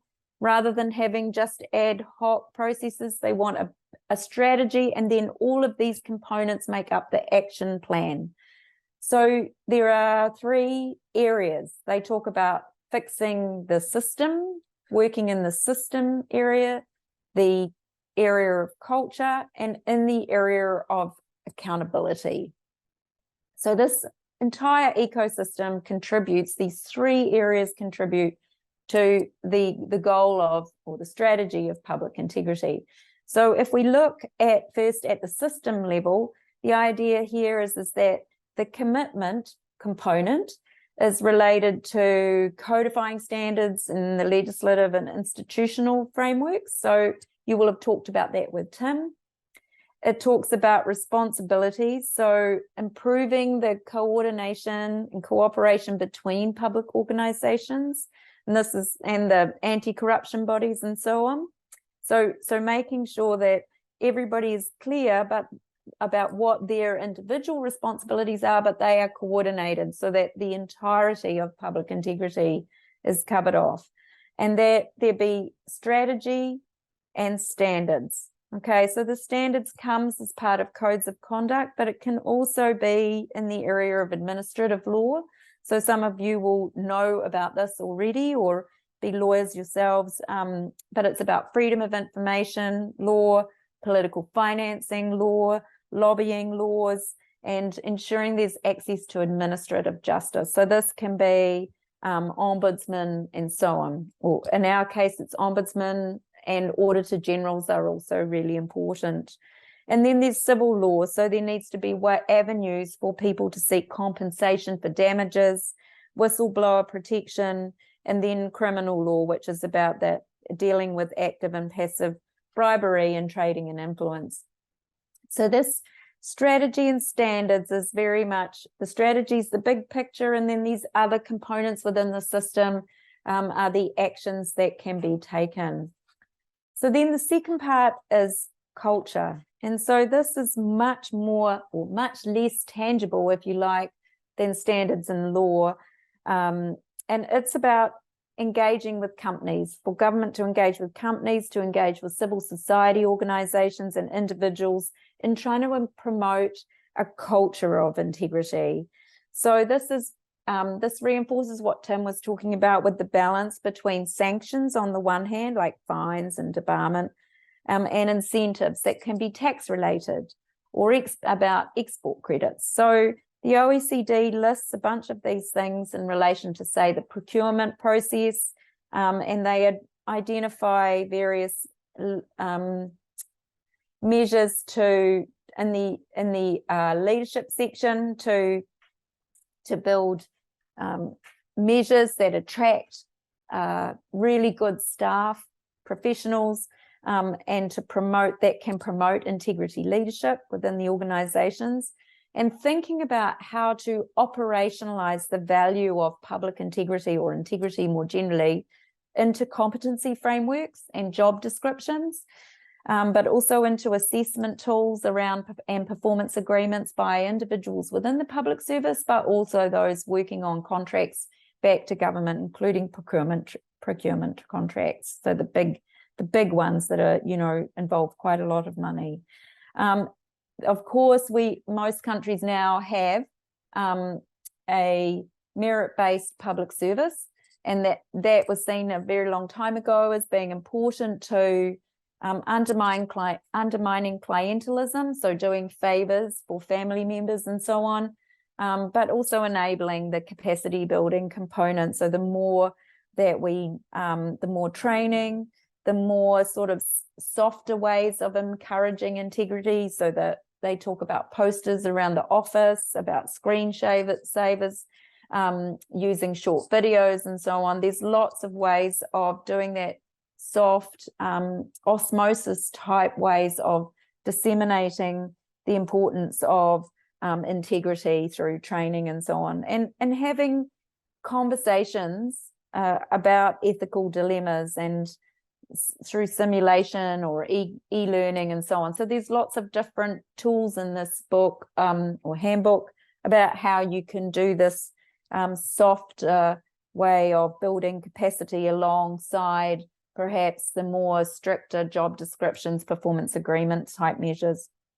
And being able to talk about corruption and talk about public integrity, that openness then leads to broader ways of doing the transparency work and reassuring the public that the public services that are provided are being provided in a way that that's underpinned by integrity in terms of process. So that's the culture, and it is much softer, if you like, than the system change. And then the third area that the handbook deals with is accountability, and they provide tools to support risk management, so preventing corruption, and then enforcement, which you've talked about, oversight, which is very much agency-based, but participation. And so the participation is seen to be important because this goes back to what we were talking about when Kemi and I were first with you about how being inclusive and involving communities, individuals who access public services in the policy making process, in guiding the public service towards being more open, and to providing additional information and stakeholder engagement opportunities. This then prevents what's called policy capture. So what we see is the more interest groups that can be involved, the more communities can be involved in policy design and policy analysis and implementation, the less likely there is for a very few select groups to have a hold on that policy area, if you like, and that can help to dismantle previous existing potentially corrupt ways of working. So the participation is more than about transparency. It's about opening up the policy process to dilute, if you like, concentration of power in the hands of a few special interests. So this, despite it being a 200, I don't want to keep emphasizing it's 239 pages, it just kind of makes me smile when the OECD produces such tomes. It has a really good index, it has really good sections, and it has great diagrams. So if you want to have a look at it, you can dip in and out of it if you're looking for ideas around these three components. And I think the really valuable thing is that just to be reassured that public integrity doesn't sit just with you as an individual or just with your agency or just with your government. It's the success is designed to is more likely to happen if everybody is involved in buying into the culture and the value of public integrity and its consequences of it in terms of combating poverty, inequality, and making the lives of those who are most marginalized and often feel alienated from government less so. So I just wanted to mention before we move on to the gender section a bit more about culture and inclusion. And this image is from the New Zealand Public Service, if you want to go and have a look. Tim may have already mentioned this, but how to think about culture and inclusion is quite important in the sense that you don't want to make it too difficult for those outside of government to understand why it's really important for them to participate and to make time to do that work.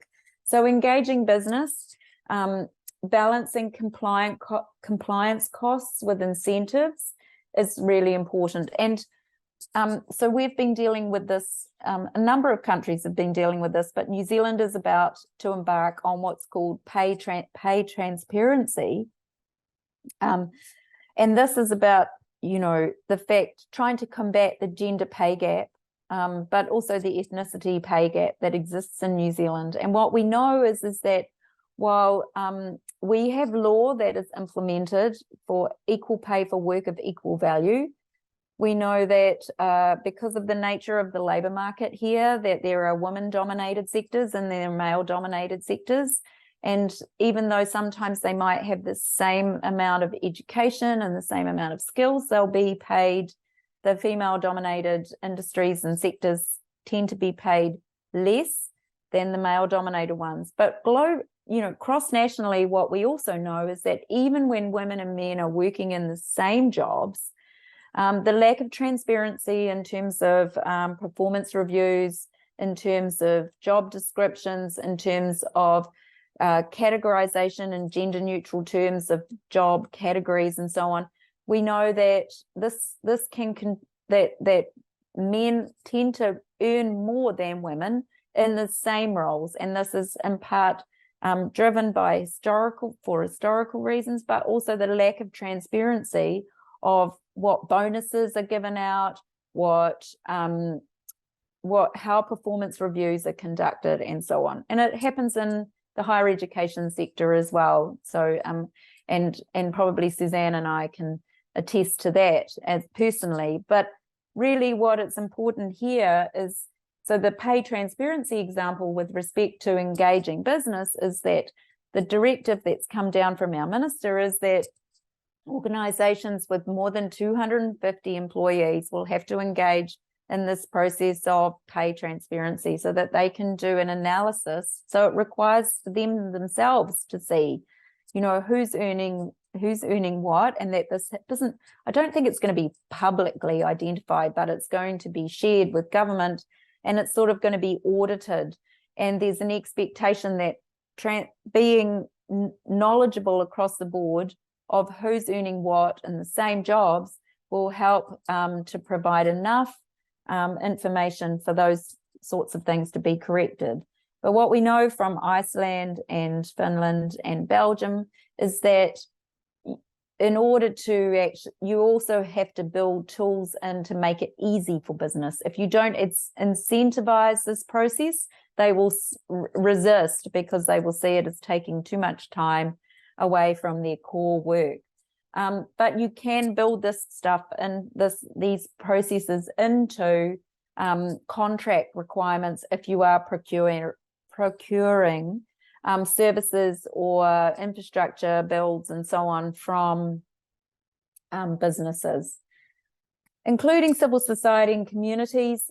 This is about access to information and open data, but making sure that access goes as far as being able, if you're going to put it on the web, that the digital divide isn't going to prevent those who most need that information from accessing it. So quite often multiple strategies or channels of communication are required to ensure that you're not further marginalising unintentionally those who are most disadvantaged by the lack of public integrity. So you want timely responses. You want to encourage people to ask for more information and provide them with timely responses, and grant the stakeholders access to the development and implementation of policy, which we've talked about. So moving on,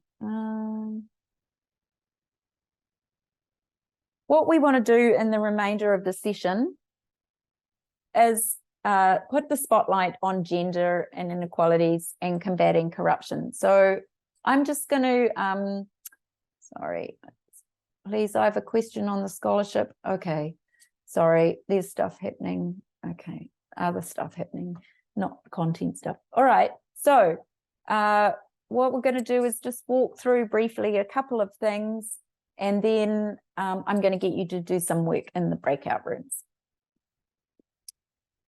So why do we care about gender inequality and combating corruption? Well, what we know, for example, is that small scale and petty corruption can be almost as, it is often as significant and as penalizing and risky as the higher level corruption, and it impacts poor women in particular. Women are more likely than their male counterparts in many instances to depend on public services, particularly health as carers and education, and this can increase their vulnerability to corrupt delivery practices, which means, so there's been some research on by Transparency International on women in corruption, and also by a really good piece of work done by a master's student in Kenya on that has done survey work and interview work on just how many women have had to pay bribes in order to get good access to good health and education services for their children and their parents. And the additional problem with this is that women are less likely to have access to advocacy channels and other means of participation to push back or to seek redress, or to have access to lawyers or other ways in which they can look after themselves and avoid having to engage with these people who are pressuring them. So in that sense, there's a gender divide. It's not universal, but it is harder for women to hold government to account or to seek change or to participate in whistleblowing practices. And what Transparency International found is that COVID-19 also made women more vulnerable to corruption, and this was in part because of the need for access to health services and the additional pressures. And so payment for those services became necessary just to be able to get what was needed. So what does the research show about gender and corruption? Well, we know that women officials are not essentially more pure or better at their jobs or less, or demonstrate more public integrity than men. It's not some kind of essentialist argument here. It's really just that the idea is that by building public accountability and governance through gender responsiveness, so being more attentive to being to the impacts of gender inequalities and intersectional inequalities as well, can disrupt the traditional ways of working. So the idea here is if we increase the representation, for example, this is just one example, of women in financial administration, so in the treasuries or in the human resources area or the procurement offices and so on, this can disrupt the traditional male networks and the traditional ways that these agencies have worked. So by changing the workforce, you can, and including more women, there will be different ways of working. And there are gender mainstreaming tools that we'll talk about tomorrow, Kemi and I, with you across the public sector, that can also make processes and outputs more inclusive.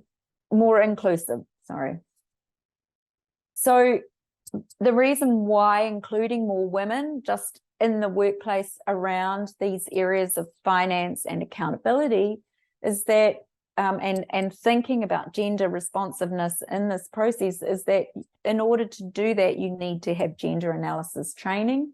And the gender analysis training is what increases awareness of entrenched inequalities, not just between women and men. We can think about the LGBTQI community. We can think about the those who are most poor and marginalized, and so there's sort of a wide, those with disabilities, those in rural areas, there's a lot of ways in which we can cut this.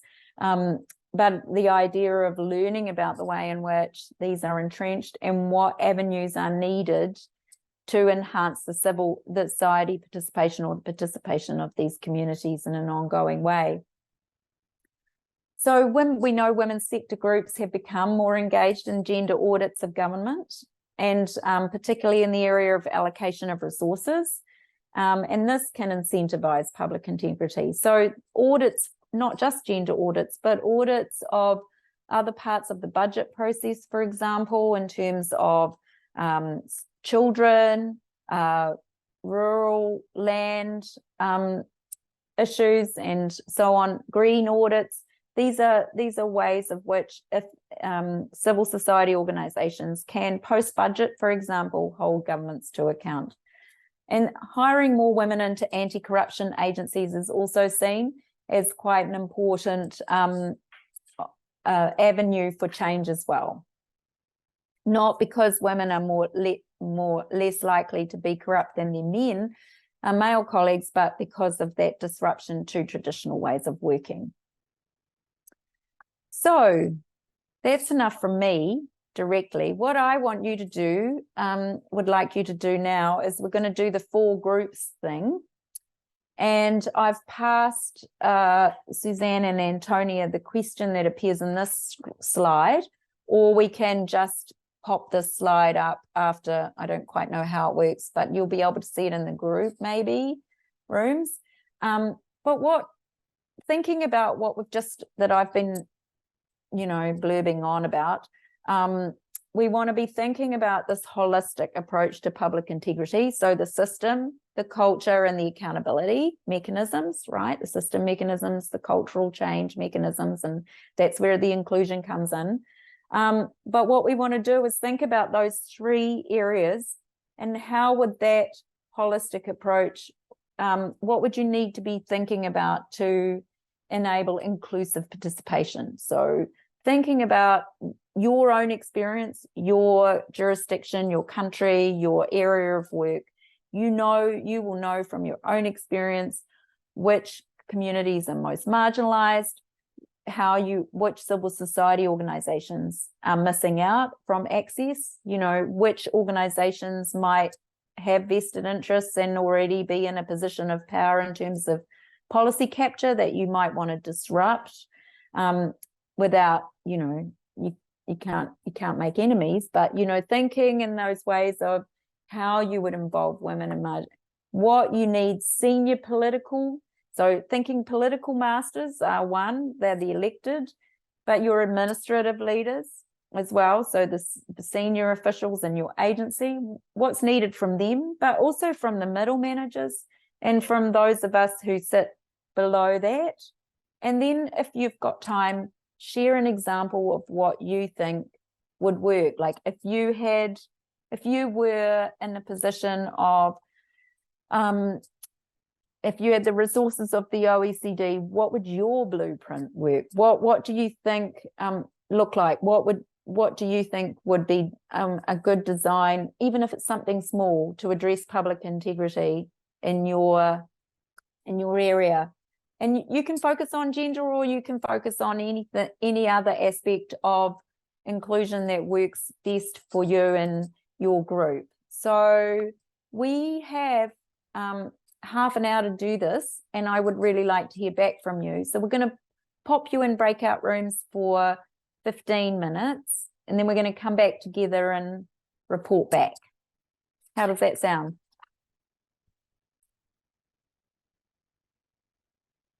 Okay, good. Yes, I'll yes. open the room. Yes. Thank you. And then I'll share the questions to the breakout rooms once people are in. Thanks.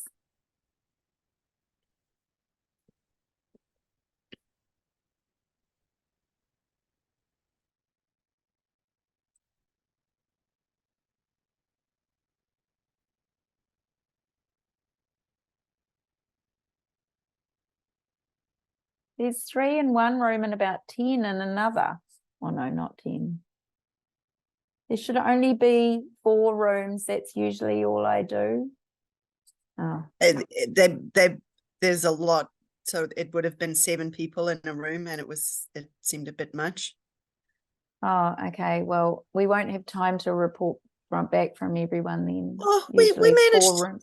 We did 5 with Tim and managed to. Oh, Justice keeps Oh. dropping out. Don't know which room I'd put him in. Oh well, I'll just put him in anyone.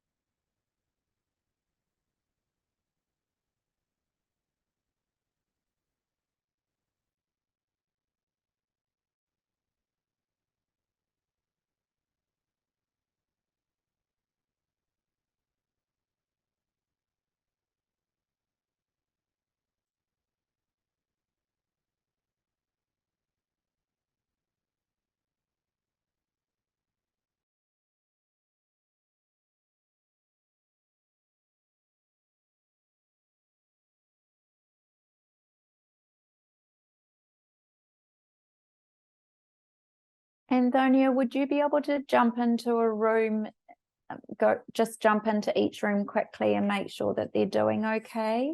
Yeah, I was gonna Thank- do that. I'm just trying to send a message to Suze before I leave to the rooms. Okay, Yeah, because if I leave into the room, she won't see my message. okay, no Yeah. problem.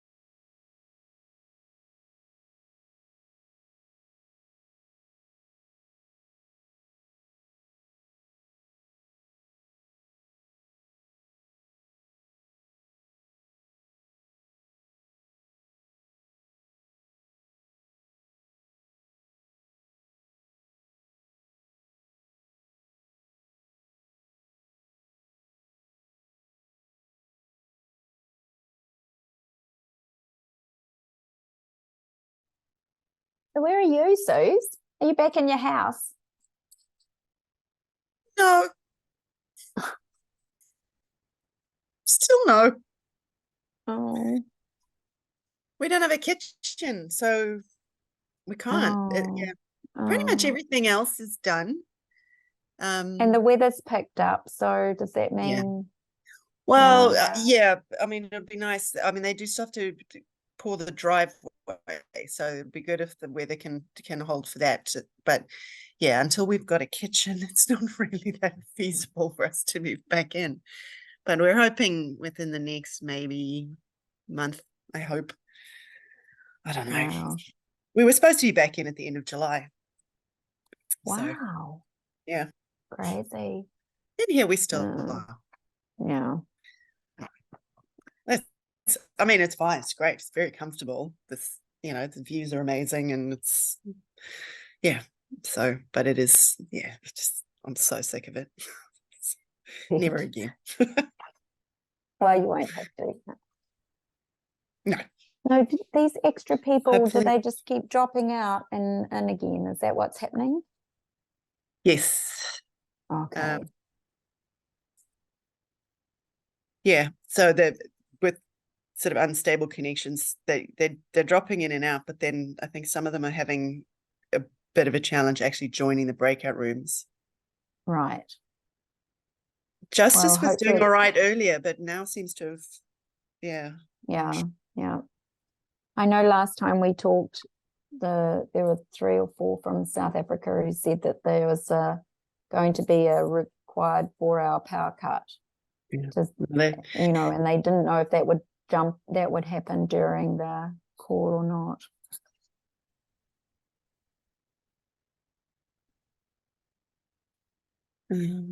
Is justice in?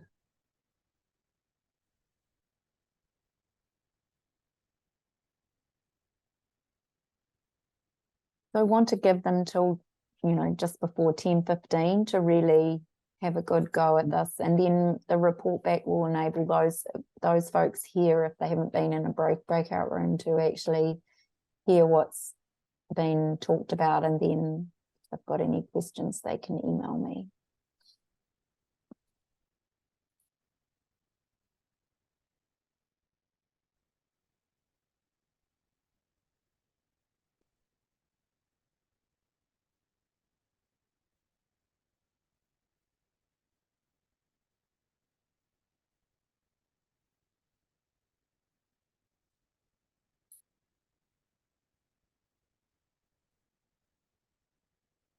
Posties here have the posties just gone past. I'm doing this in the basement today, and you can hear them going past. They have these motor little electric bikes, but the older woman has been teaching the younger guy how to be a postie this week. Oh.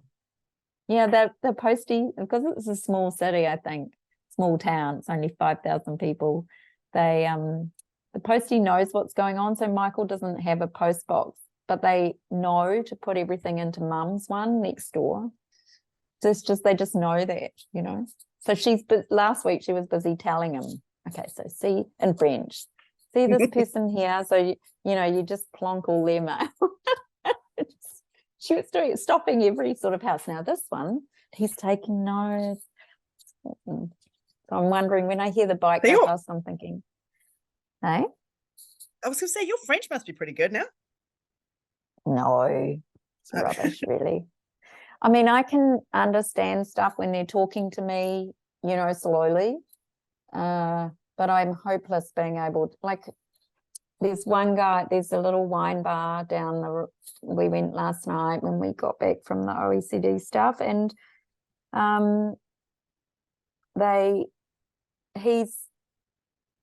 I think he teases us, really. I think he's expecting us to know. So when you order a wine, you have to, if it's a white wine, you have to order in a certain way, and if it's a red wine, you ask in a different way. And then if you say you'd like the same again, do you mean the whole thing same again? And how you drink the wine, and if you change your wines, even if it's the same color, you must have a new glass, because every wine is regionally specific, and every vineyard it's and these are, I got told by the table next door how precious it was. And so we're sort of learning a lot of things that sort of not idiosyncratic, but just culturally specific dimensions to that you can when you're here longer, because you're sort of not quite as touristy anymore. Like, so you actually get to go back to places and it's nice.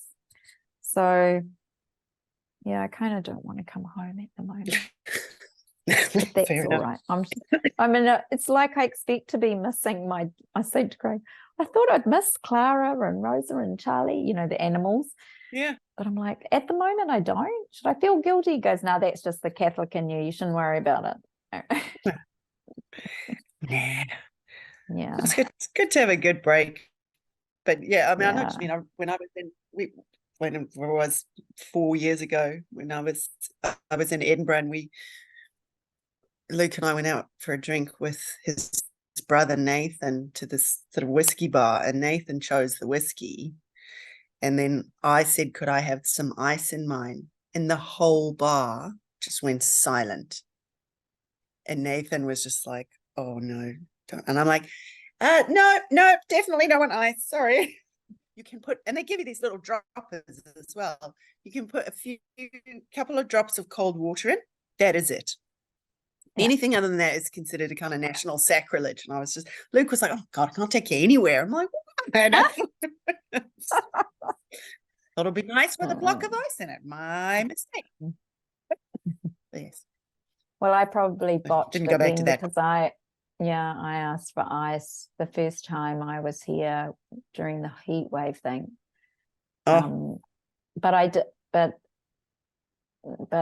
asked for it on the side, and then that was fine. They didn't seem to mind. Now I just get a little baby bottle of Perrier with ice and lemon or just ice actually on the side, so then I can drink the wine, and then I've got fizzy water, and I'm sort of, it's too hot otherwise. Anyway, everybody drinks beer. Sorry to interrupt. Yeah. Then Oh, sorry, Yeah. Antonia. they are doing okay in the room. Just that Yeah? it feels like the distribution is not even. There is one room that has just 2 people. Oh no. It feels like their mates dropped off or something. There's been a lot of problem with dropping in and out. What do and they people wanna do, struggling to and- join the rooms. They are carrying on just the 2 of them. Okay. Do The they want to kitchen go looks to a good. different, do they want to go into a different room, or do they want to stay? No, they are together? okay. They are having a good Okay. conversation. Oh, good. Yeah. Okay. Yeah, That's it's one of though. those weird things. Rooms 1 and 5 have done pretty well. Actually, 1, 3, and 5, and then Yeah. but 2 and 4 have had serious connection problems and have lost their participants. Lots of them. Yeah. If the room with just 2 drops down to just 1, I will move him. Okay. I'll keep an eye out. So they've just Thank got, you. they've just got like another five minutes max. Right. Mm. Sis, did you see the message I sent you? Oh There's yes, I this didn't. tree. I didn't send the reply back because you left the room, but I will send it now. Yeah. So Do you so think they accepted? 2 of them, yes. 1 I will have to check. But I have seen David tonight. Oh, David has come in tonight. Yeah, briefly he was Okay. here. Because I've been keeping track. I've not had any record of the attendance. No, I don't think he was here for very long. Certainly not long enough to be in either of the breakout sessions. But I did let him in at one Okay. point. Right, I'll mark him. So it's just Nancy and Helen left. Yeah, Okay. but Nancy have to did do- accept it. Do we need to reach out on those who are struggling to join? I'll need to email them to find out what the problem is. Okay. Well, Yeah, if that you was- need any help with that, Is left, Susan? Yeah, no, I think that would be great if you could just email those three and just tell them, just ask them and see what the problem is. As I say, David was here very briefly, so I'm not sure. His might be a connectivity thing. The other two, I think it'd be worth finding out. Right. When do you think Canvas will be ready? I'll chase them again tomorrow. I have so little luck with the staff service center at the moment, and any of those, and it's not just to do with this, it's any requests that go in just seem to get lost in limbo for weeks. So I have to try and get in touch with people I know personally within the staff service center to get it done. So I'm hoping that I'll manage to get a response from someone tomorrow and get them in tomorrow. Right. I don't know. But yeah, if we can email them the slides from tonight. I don't think Tim has sent his through. I'll check if he put them on Canvas. But yeah, if we email them the slides in the meantime, then that would be helpful. Yeah, because he hadn't. Oh, sorry. Go ahead. Tim's weren't there when I uploaded mine just before I came in, but he may have done it now. I don't know.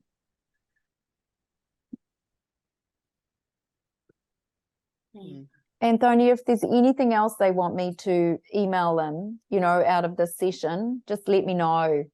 Okay. Yeah. If I hear anything, I'll let you know.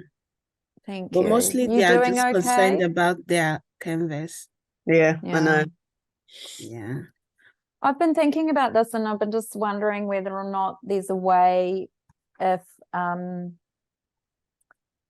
Skills could, even before the induction, give us the list and permission to email them and ask them to get registered with the system, say 1 week earlier, even before the 1 week before the induction, so that we just buy ourselves a bit more time with IT. Which is pretty much exactly what I did this time, and still it goes nowhere. When we first started doing this, IT were really good. I'd get it back in a day or two. Not anymore. So what's changed, do you think? I suppose it's workload, because last time when I spoke to someone from IT on a different issue, I found they only have 2 staff for the whole university. That's what I was just going to say. They've cut a lot of staff, and now there are not enough people to handle and because it's all centralized, everything just lands on them, and they can't cope with the volume. Okay, I'm going to close the rooms. Then they'll give us 60 seconds. Right. Okay, cool. Oh, so Susie, are you happy so I can take some notes? Can you be the room 1, room 2 kind of person? Yep. Cool. Thank you.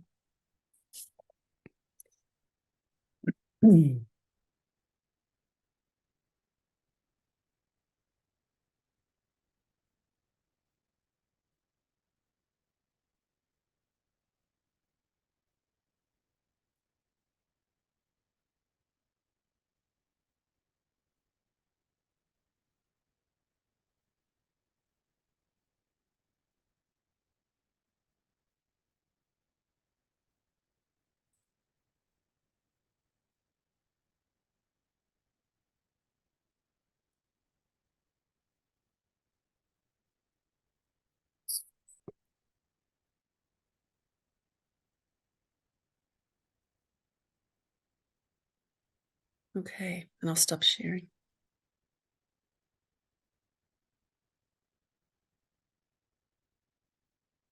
Just give me 1 sec. I've just got to grab something. Okay.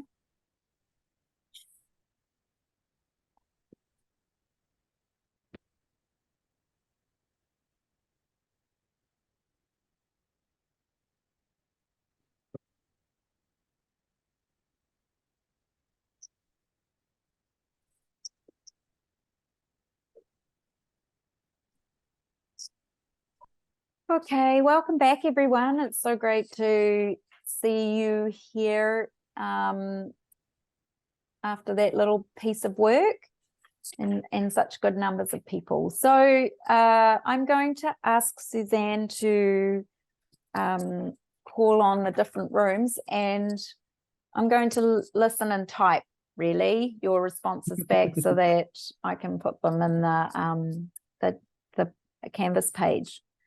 Okay, so it's over to you. Okay. Yeah. All right.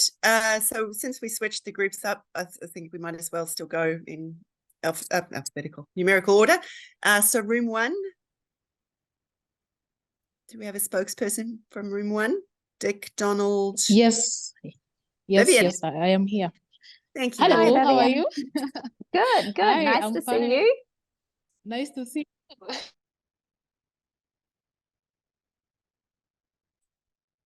Oh. Has she disappeared? Oh, that's a bugger. Oh, excuse my language, sorry. She'll be hopefully she'll be back soon, but shall we maybe do group 2 in the meantime? Oh no, there she Oh, is. here she comes.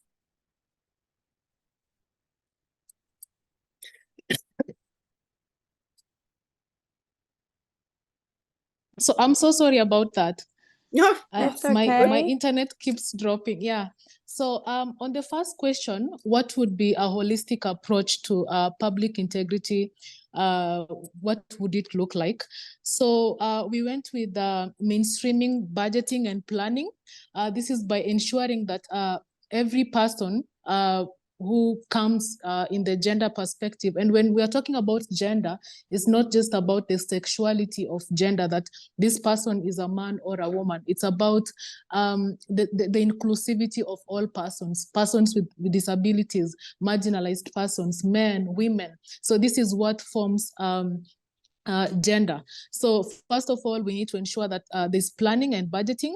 And by planning and budgeting means that we need to come up with programs that support men and women or people living with disability or the marginalized groups. And then we need to come up with projects that support these people. So it could be something like cash transfers.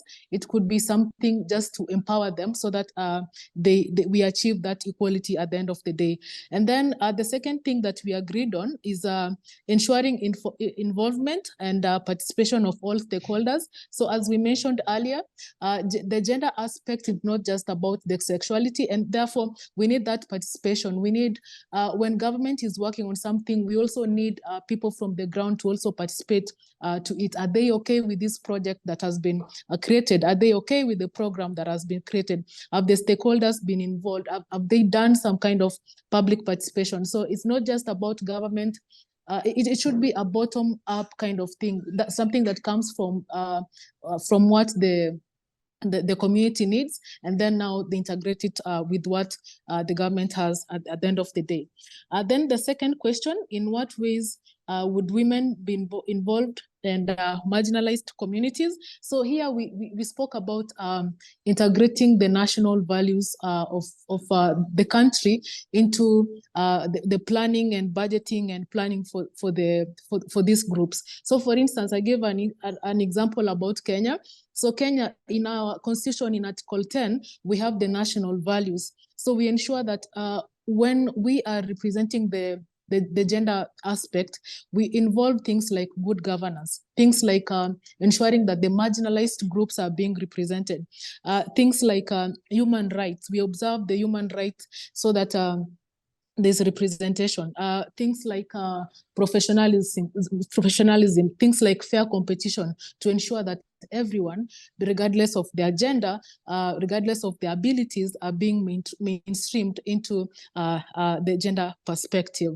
And then the question number 3, what is needed from senior political and administrative leaders to implement change? Here we talked about political goodwill. Without political goodwill, there's nothing that is going to go forward, because at the end of the day, it is politicians who make laws on behalf of the citizens. So if there is goodwill that citizens need these programs or these projects for them to have that gender equality perspective, or to ensure that the youth have been involved, or people with disabilities have been involved, there must be that political goodwill at the end of the day, because the decision makers at the end of the day are those ones who are at the top, and especially those who make political decisions.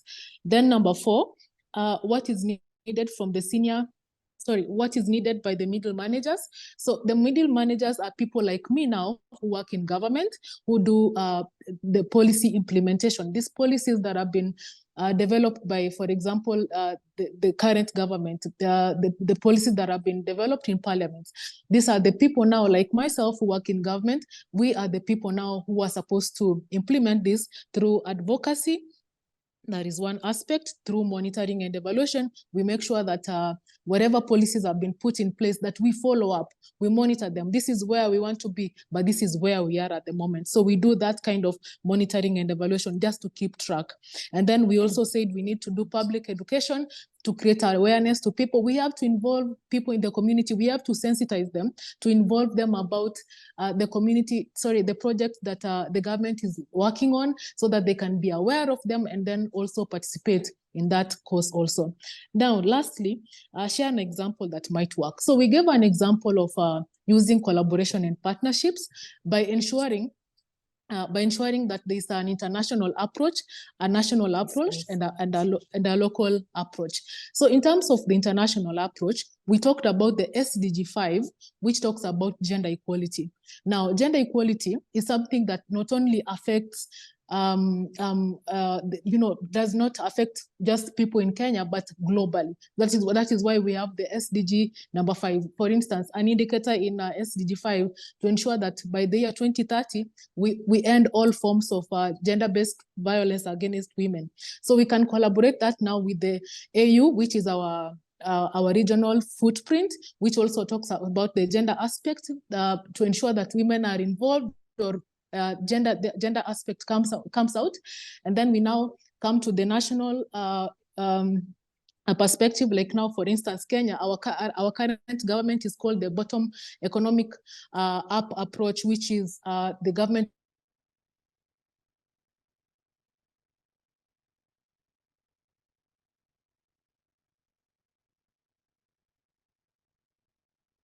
Right.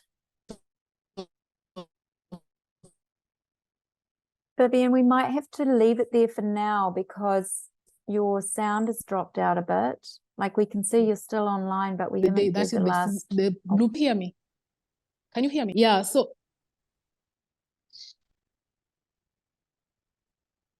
Can you hear me? Can you finish up in 1 minute? Sorry. That's okay. Yeah, actually in 30 seconds. Yeah. Yeah, sorry. Yeah, so we were integrating the global, regional, and then the national aspect where we talk about the SDG 5. So we use the UN's SDG 5, then we come to the regional AU Agenda 2063, and then nationally. Then now we work together in collaboration to ensure that we achieve the gender perspective of where we want to be. Thank you so much. Oh, thank you, Vivian. That was great. And I think it's really timely that you're talking SDGs because they're meeting apparently they're meeting at the moment in New York to discuss, the lack of progress, the leaders' lack of progress on the various goals and what they need to do to make them happen. So your timing on that one is really pertinent. Thank you. Thank you. Okay, group 2, Velasco, Benetti, Riyadh. Can I just jump in and say, if we don't get all the groups done by 10:30, I'll get the rest of the groups to feedback tomorrow before we start on the gender stuff, because the gender topic. So I know we've got like 6 groups or 5 groups, and so that will mean we can take group 2 now and then we'll finish up. So rooms 3, 4, 5, you won't be left out. The first thing we'll do tomorrow is we'll get your feedback as well, because it rolls right in so close topic wise to what we're going to be doing tomorrow anyway. Is that all right? Thumbs up on that? Good. I'm just going to assume good. Yes. Am I audible? Can you hear me? Yes. Yes. Yes, we can.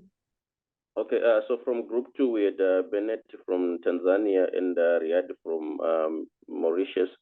So basically, because of time, I'll just try to shorten up what we had discussed, because much had been said by the earlier speaker from group 1. So a holistic approach to public integrity that enables inclusive participation should be comprehensive. It should not only address or prevent corruption, but also promote transparency, accountability, and the active engagement of women and in marginalized communities. So an approach that we discussed was centered on the legal and the policy framework, as there has to be an establishment of anti-corruption laws and policies that include the provisions for gender responsive and inclusive practices.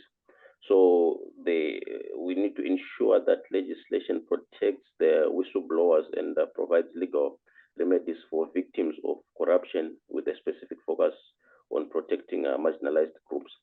We also touched on the issue of gender responsive approaches as to integrate gender mainstreaming into anti-corrupt efforts, ensuring that policies and practices consider the specific needs and vulnerabilities of women.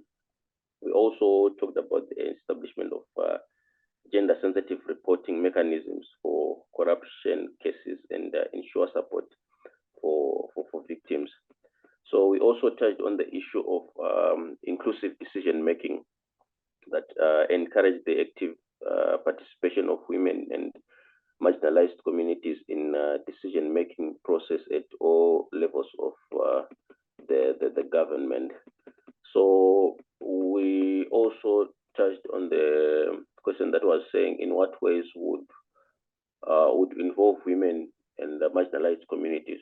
So the ways that we talked about, the first one was capacity building. We should provide training and capacity building programs tailored to the needs of the women and marginalized communities. This includes maybe educating them about their rights, the consequences of corruption, and how to engage into anti-corruption efforts effectively. We also talked about the issue of awareness and education, to conduct maybe target awareness campaigns within these communities to inform them about the negative impacts of corruption and the avenues that are available for reporting corruption activities. We also talked about data collection and disaggregation. So we can collect and analyze data on corruption and public integrity by gender, ethnicity, and other relevant factors. And then we use this data to identify specific challenges faced by women and marginalized groups. So the roles of the senior political and administrative leaders, we talked about the issue of legislative and regulatory reforms. So as they need to advocate for and support legislative and regulatory reforms that address corruption and promote inclusivity, particularly in policies related to public procurement and service delivery. So the senior political leaders can also come with promoting diversity, as to appoint women and their representatives in marginalized communities to leadership position with the government agencies, so as to ensure that there is diverse perspectives in decision making. The role of middle managers will be maybe to provide training and supervision, as to maybe they can train the staff on ethical behavior and anti-corruption measures. They can also engage with the community by going into the local communities, especially the marginalized ones, to understand their needs and the concerns, so that they can maybe give feedback to formulate a more responsive and inclusive policies and practices. It can go. We cannot go without mentioning the issue of maybe data monitoring within the middle management. After maybe they've collected the data, they need to monitor it and then give a comprehensive report. So in conclusion, a good example would be one that has been done by the country of Rwanda. So the Rwandan government has integrated gender responsive budgeting into its anti-corruption strategy, ensuring that the public resources are allocated to the programs that benefit the women and the marginalized groups. So because of this budget that has been set aside, Rwanda has achieved a significant increase in women's representation in government, with women surpassing the threshold that they put of 50%, but they went far above to get to 60% of the seats in the lower house parliament. So this inclusivity helps to ensure that policies and initiatives consider the needs of all citizens, leading to improved public integrity. So basically, this is what we discussed in group 2. Thank you so much. Hey, that's really great. There's so much in there, and I'm really fascinated by the Rwanda example. So I'm going to go and have a look at that now, so that we can talk a bit about that tomorrow, and also hear from rooms 3, 4, and 5 tomorrow. I hope that's okay. But we've reached the end of our time. So, and I know you have to go on to work or get coffee or something like that. So I'm going to stop sharing my screen now and close with a karakia, and I will see you all again tomorrow. But I just want to say thank you so much for being so responsive to the questions, and both groups so far have been really offered some really important insights, and we'll be following up with those again tomorrow. So I'll close now with the karakia.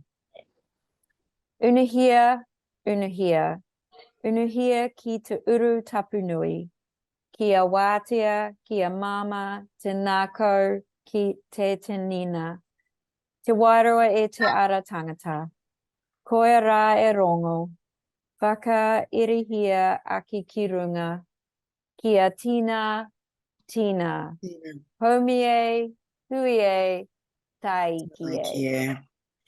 And so when we finish with a karakia, if you wish to join at the end, when I say kia, tina, tina, homie, huie, we all say taikie together. Okay? So have a lovely day wherever you are, and see you again tomorrow. Kia ora. Kia ora. Mā te wā. Bye.